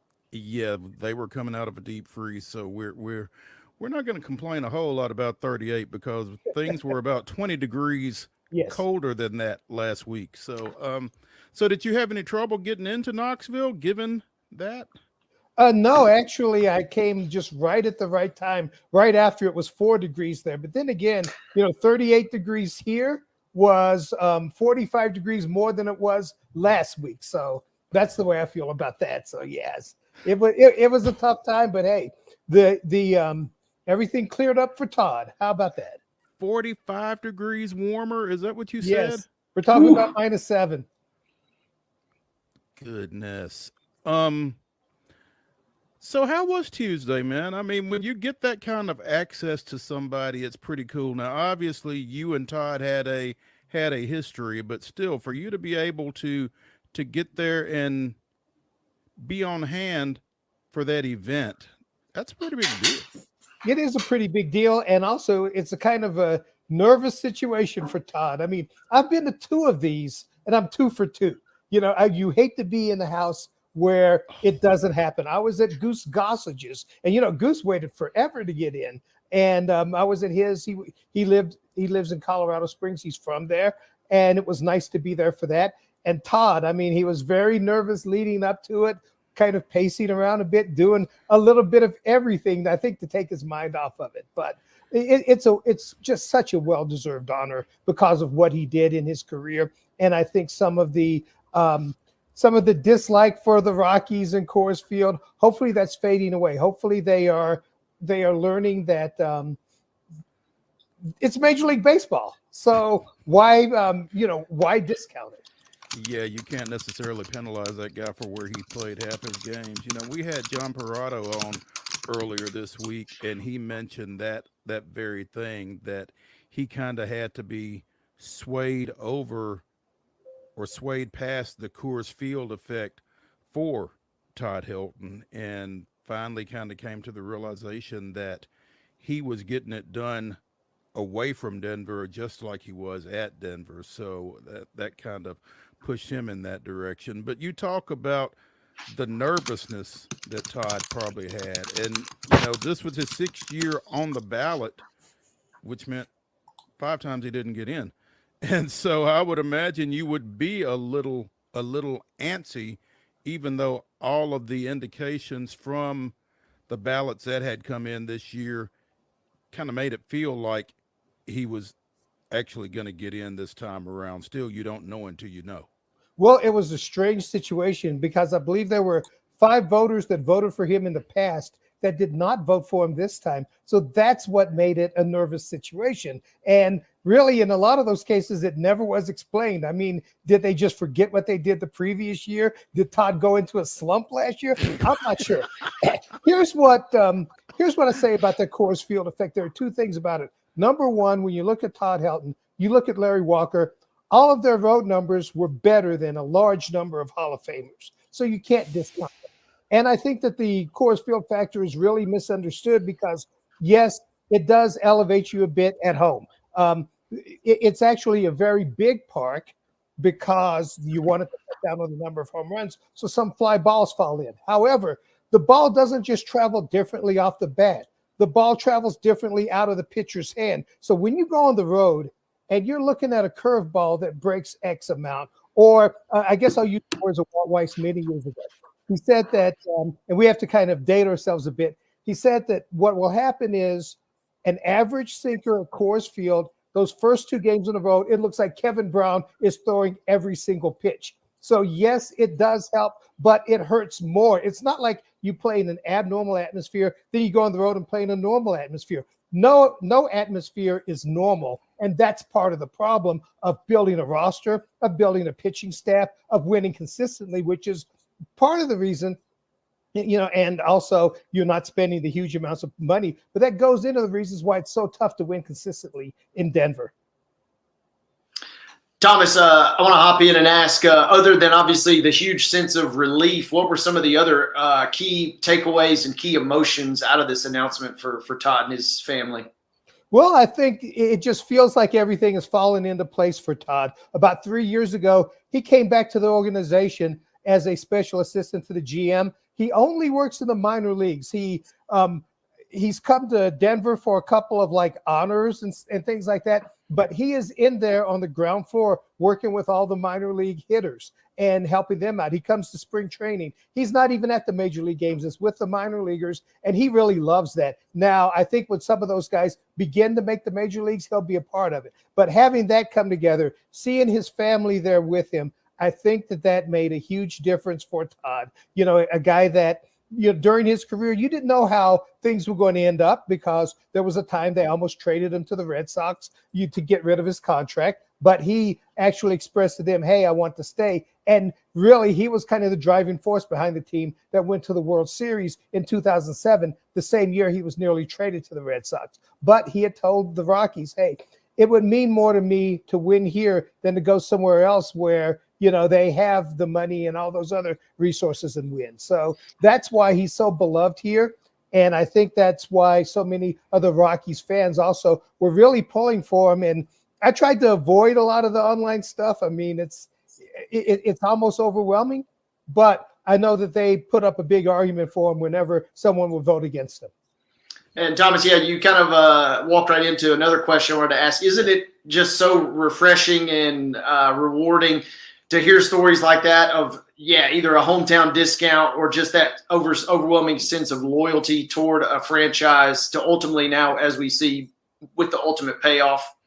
Yeah, it is good. I mean, I think all these careers belong to the player. I mean, they're short. When you look at a lifetime, Todd Helton is 50 years old. 17 years is not a lot as he hopefully continues to move into old age, but it's short but very intense. I think you should have the right to determine where you want to go. I mean, the first 8 years or so, if you're drafted, you have no control over where you are. you sign a contract and you still really have no control. Even with no trade clauses, they could trade you. But he had the opportunity to express, yeah, I want to go elsewhere. No, I want to stay here. Either one, frankly, would have been fine because it is his career. But in order to see him do that, that meant a lot to the people of Colorado.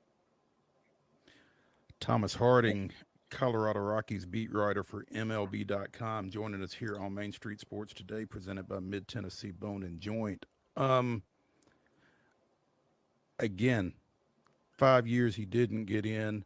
To finally get it done this time, especially with some folks not voting for him after having previously voted for him. It's, the balloting process is really odd, it seems.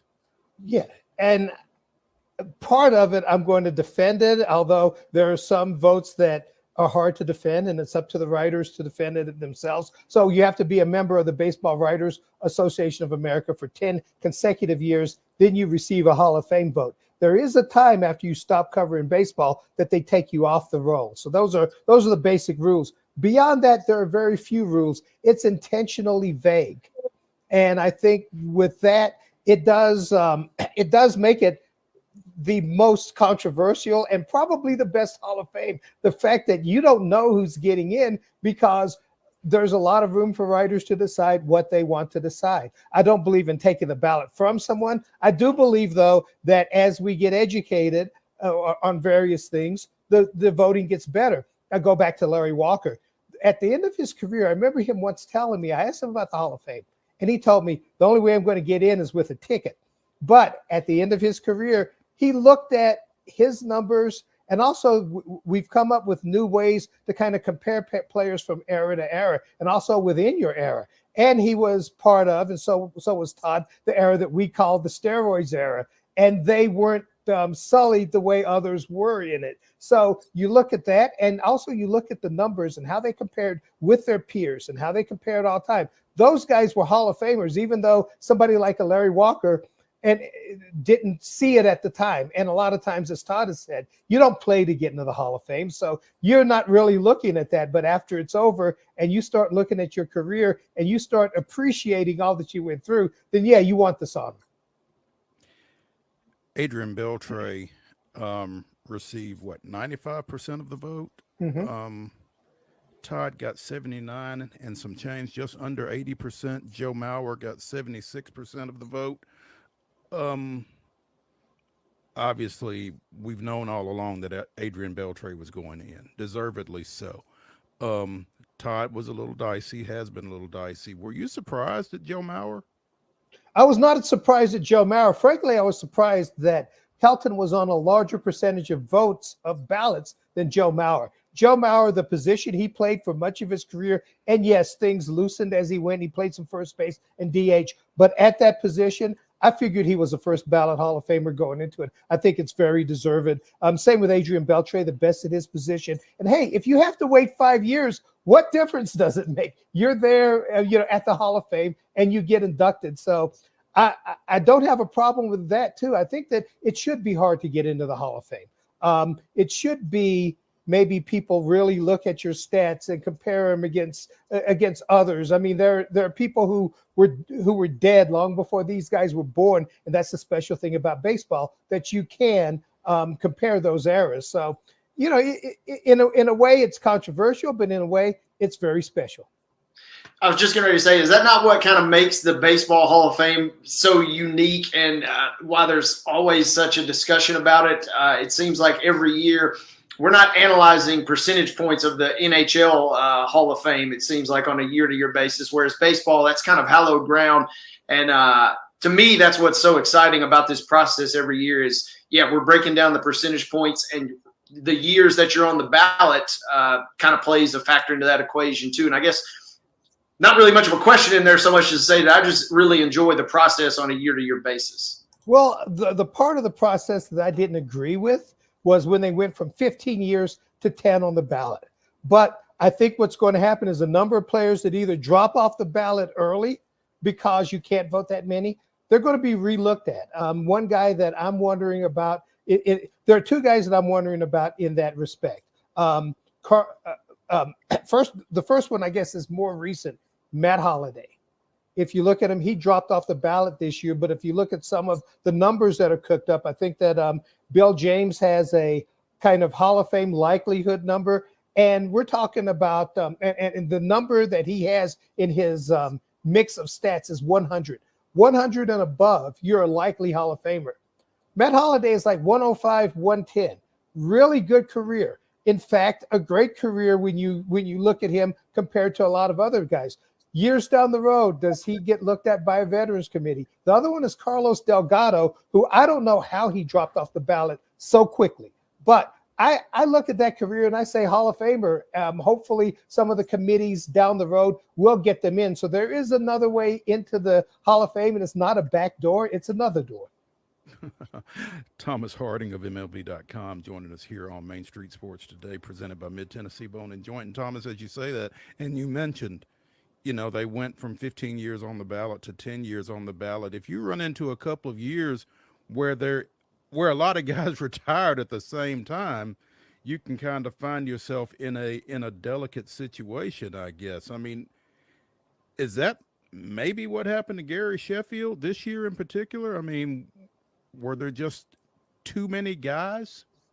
I'm not sure on that. I know that there was some specter of whatever went on during the Balco case, which Gary Sheffield came out and said exactly what happened. And I think that's why he got more votes than maybe he would have otherwise. I think he's a guy that you have to look at as a Hall of Famer later on. Yes, he was not the greatest defensive player, but guess what?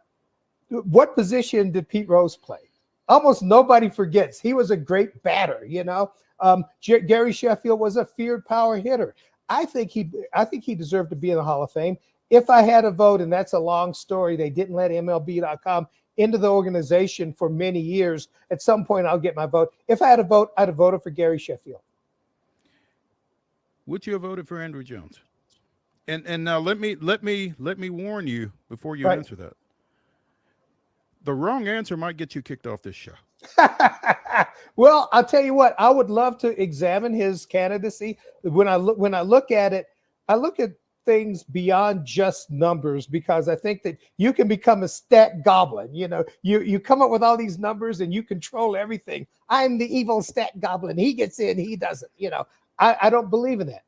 But if you look at the numbers that he put up, especially during the dominant period with the Atlanta Braves, and something that's really important to me, he was the most dominant center fielder defensively of his era. Maybe one of the most dominant of all time. That's why if I were sitting down, crunching the numbers, I would lean toward voting yes on him.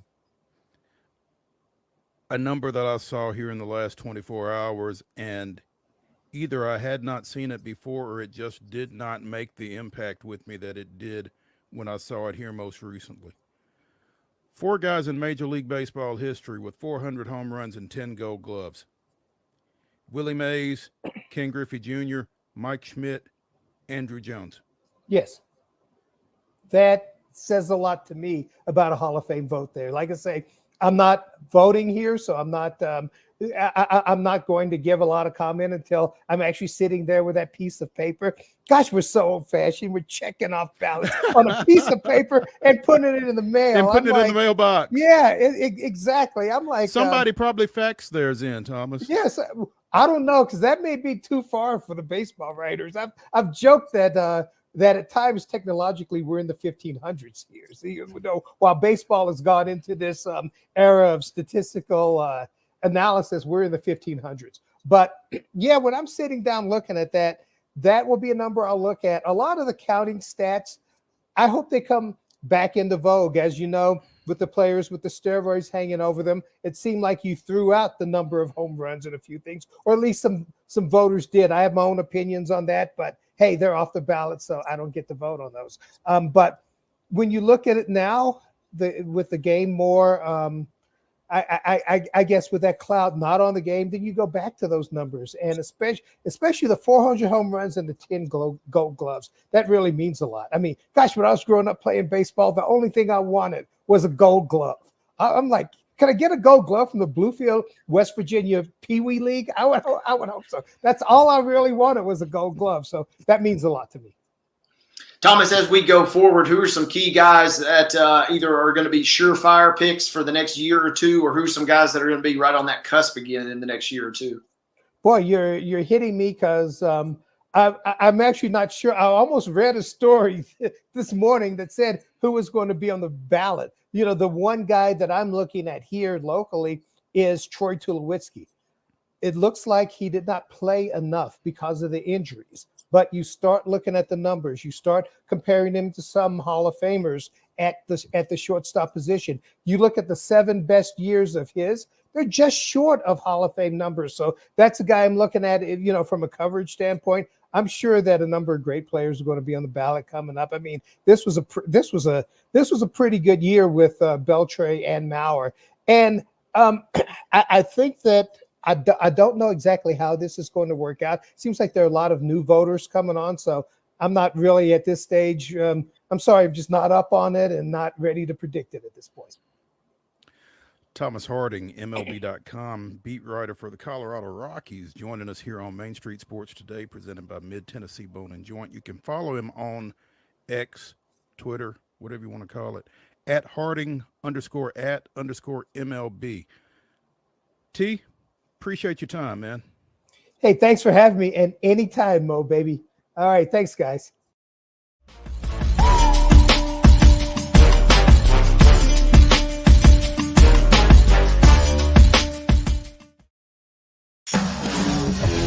We thrive under the lights.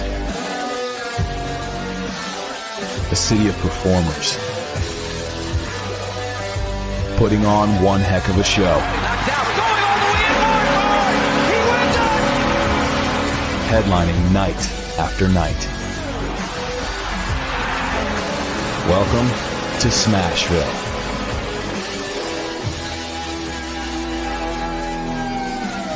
Whether you're an athlete or a weekend warrior, when it comes to your performance, don't settle for anything less than excellence.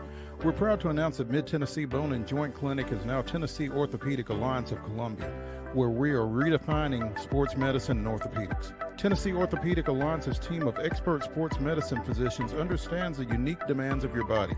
TOA Columbia specializes in personalized orthopedic care, offering state-of-the-art treatments for everything from sports injuries to joint replacements. Learn more at toacolumbia.com.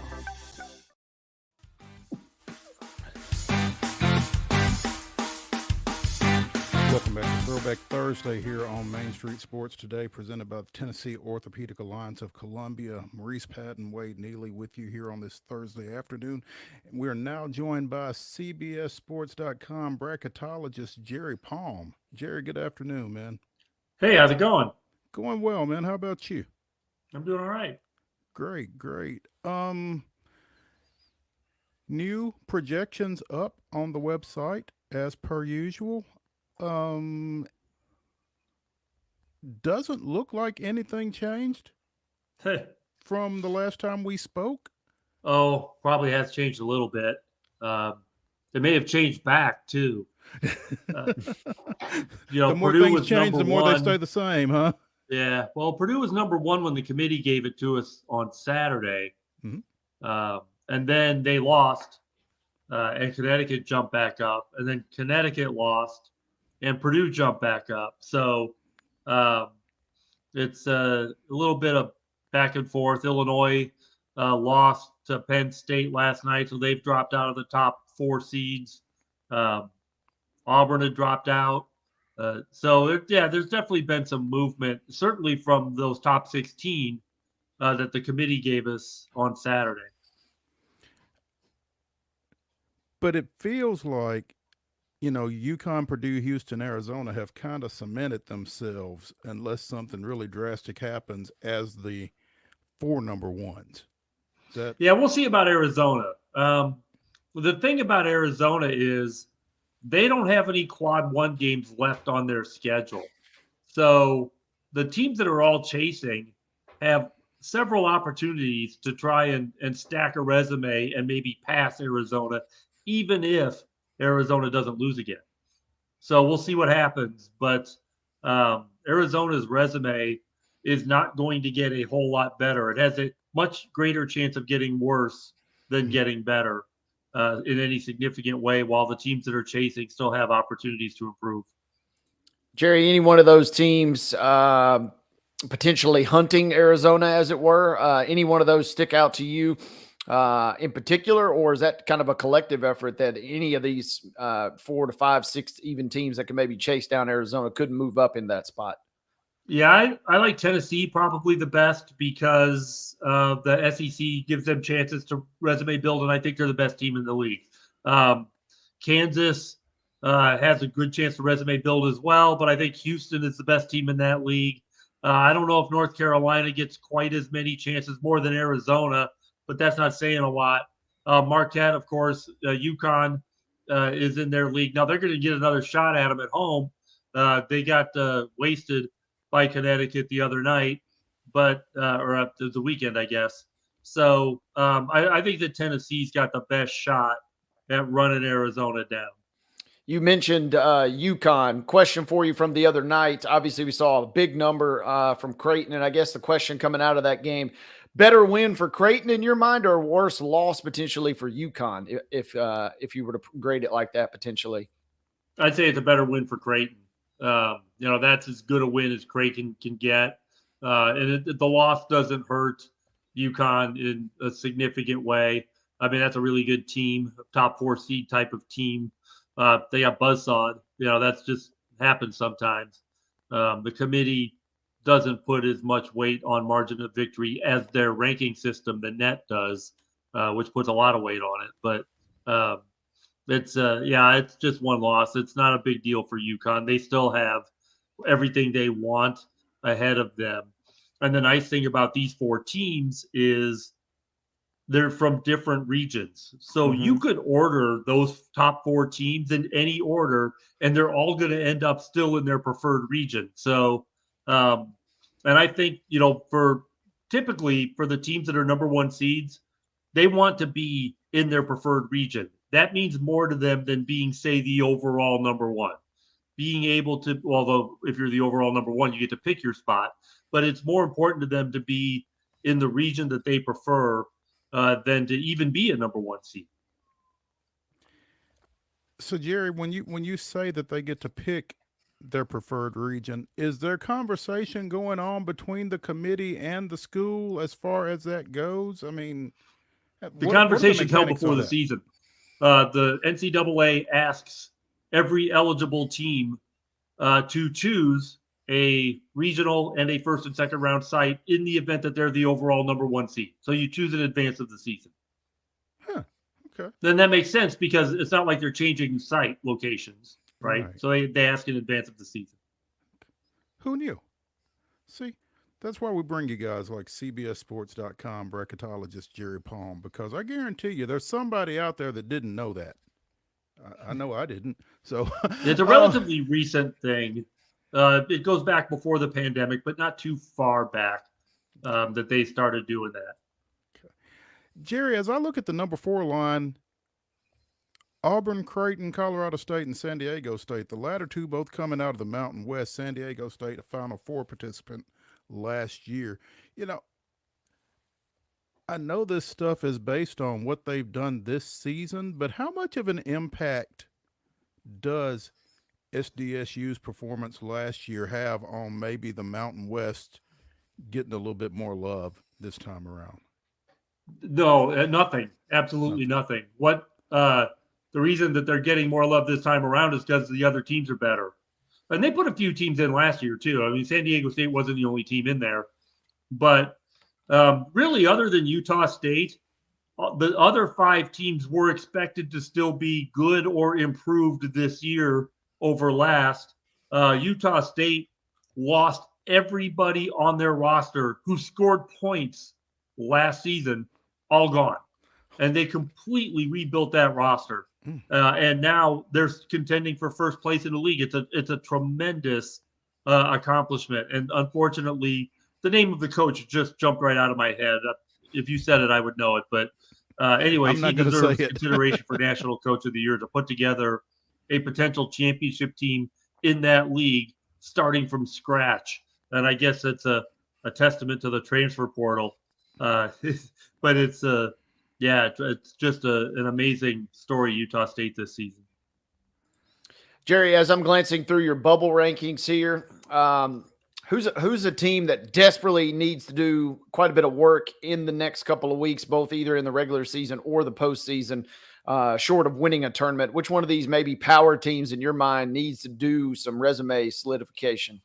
Geez, anybody in and around the cut line. The teams that I have listed that are not in the bracket qualify for that. The teams I have listed that are still in the bracket, like Utah, Colorado, Northwestern, Nebraska, Texas A&M. Well, A&M actually fell out.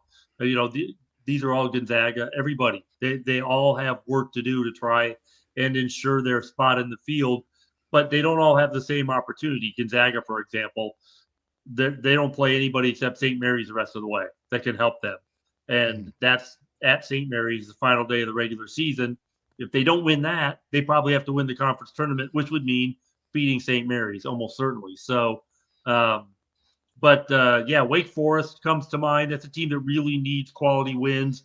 Unfortunately, I think the best possible win left on their schedule is at Virginia Tech, which means they're going to have to find it in the conference tournament somewhere if Wake Forest is going to make the NCAA tournament, because they don't have a schedule that really helps them enough. Jerry, you've got Ole Miss as one of your last 4 EM with a net of 68. In light of, some of the AQs, how does that work? Well, the net is not used as a decision, as criteria for selection. The net is used to put your opponents into quadrants on team sheets. So your opponent's net ranking is actually more important than your own. They're not using the net to make comparisons and say, well, this team's got a better net, therefore they're in. They're looking at, quality wins, the quality of your losses, the quality of your schedule.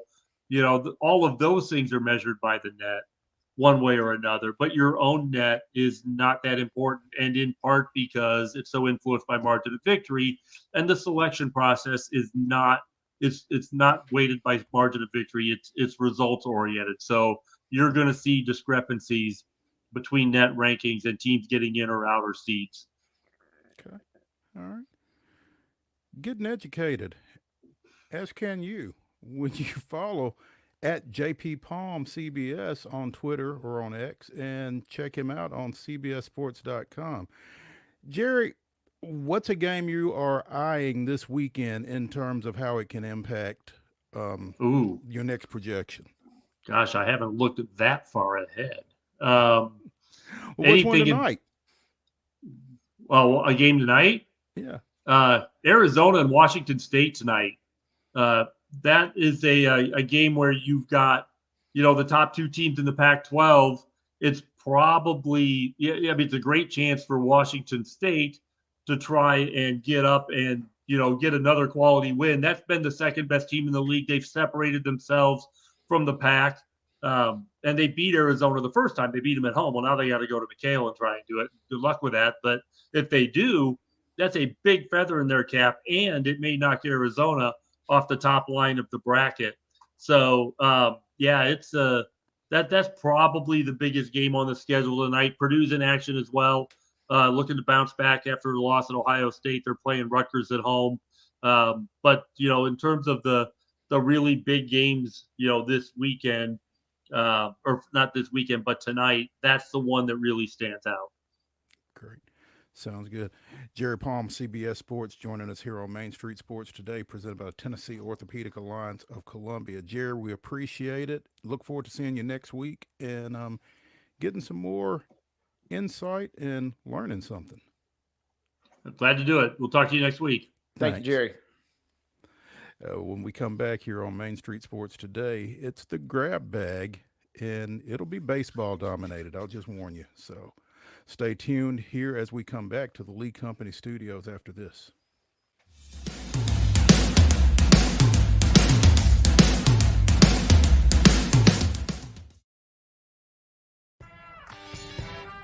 I'm Maurice Patton, and on Main Street Sports Today, we bring you the voices of your favorite teams from preps to pros. otherwise known as the Vot, Mike Keith. The bottom line is we can teach Will Levis woke. I just don't know who's going to work with you on your base stealing now that Eli's gone. Well, that has nowhere to go but up. And I was just like, oh, guys, not again. Can we just bury that, burn that footage, and not bring it back? No. No. Thank you. We'll keep it going past the All-Star break, and looking forward to seeing how the rest of the season plays out. There's always a good story to tell. Can you guess where I am today, Mo? Where am I? It's not Reese Smith Field, is it? Yeah. Because anytime you play Chicago, you want to win. That's just you got that right, and that's bottom there's line. be a buzz. When you're walking the dog, you keep the bags that you need for the dog in the bag, and you don't even have to wear it. You can just hold it, which is what I do when I walk the dog. So I think the fanny pack probably needed a little rebranding. It did. It really did. On your show logo, we've got to get a puck in there. There's a basketball. There's a football. There's a baseball. Maybe it's not a puck. How about Mo brandishes a hockey stick? Tune in daily at 2 p.m. on Main Street Media TV.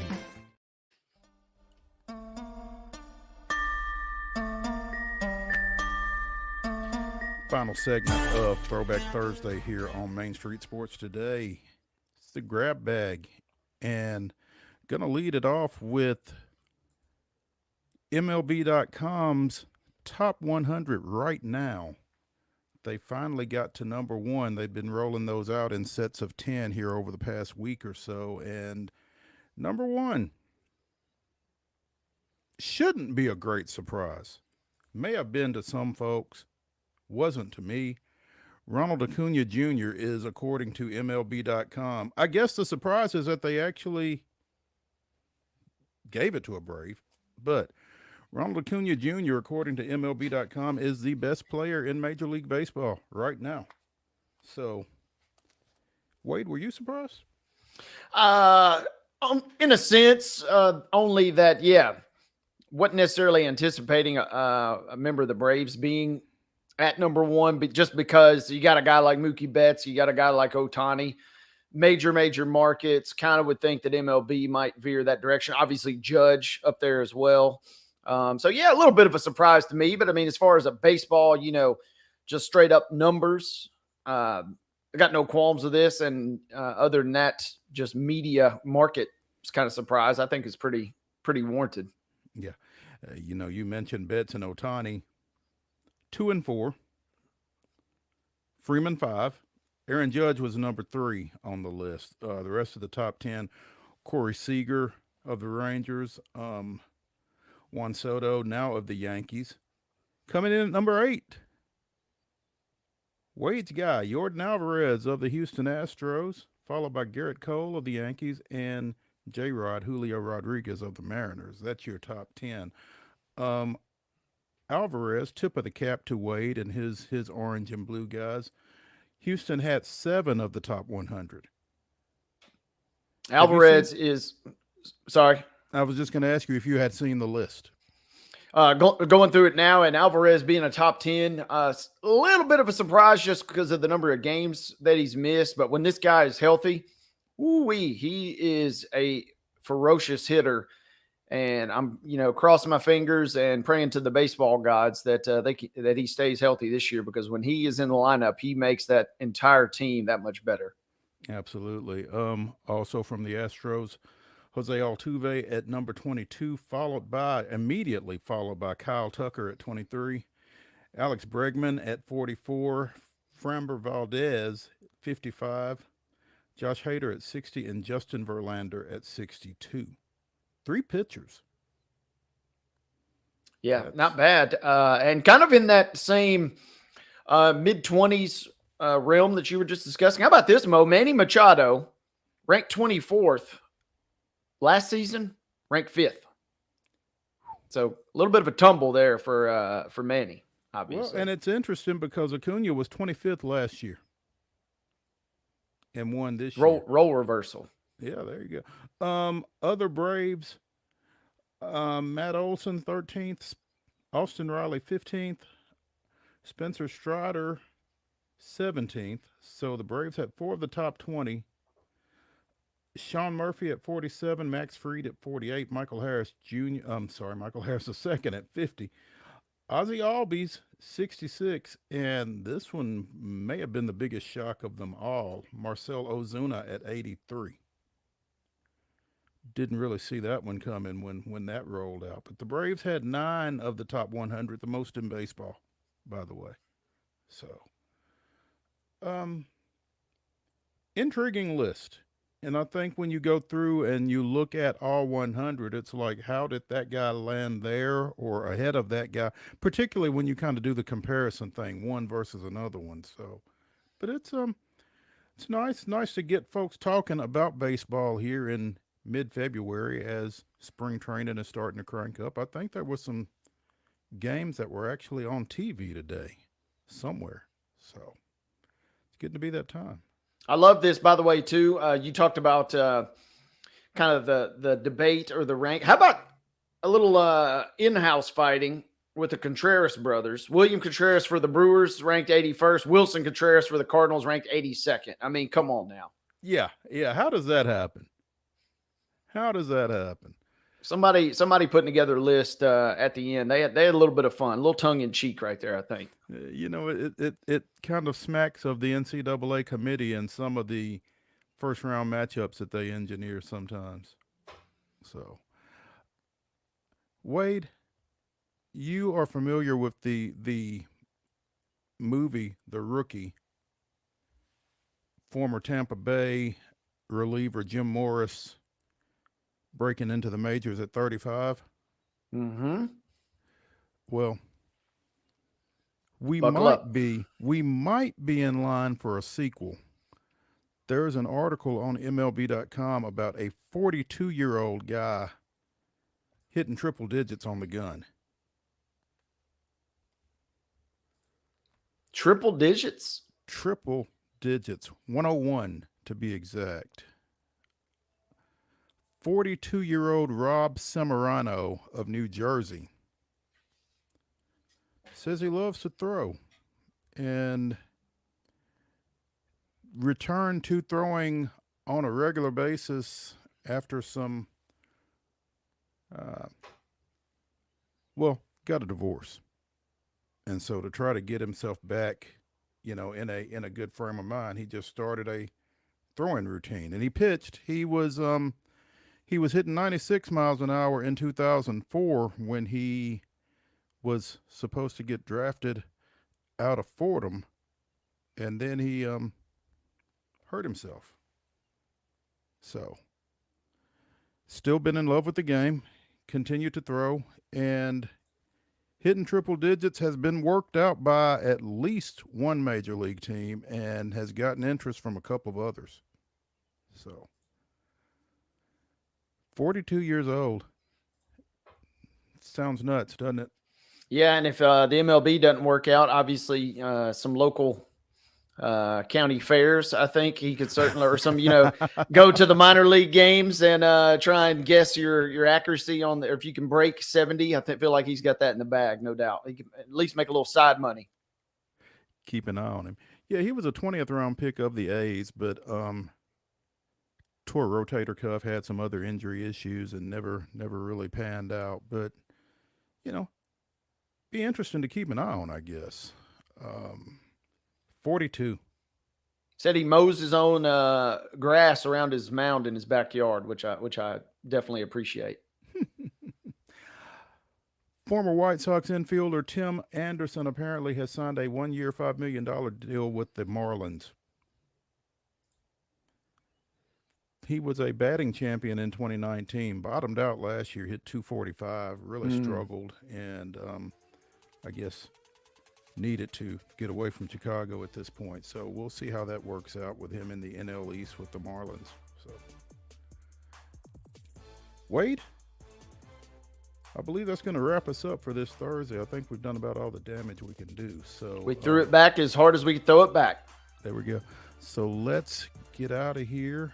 Let's get ready for the Friday edition, the weekend update edition of Main Street Sports Today. We will be back here at 2 o'clock. We will be in the Lee Company studio, and we will be brought to you by Tennessee Orthopedic Alliance of Columbia. Be sure and join us at 2. See you then.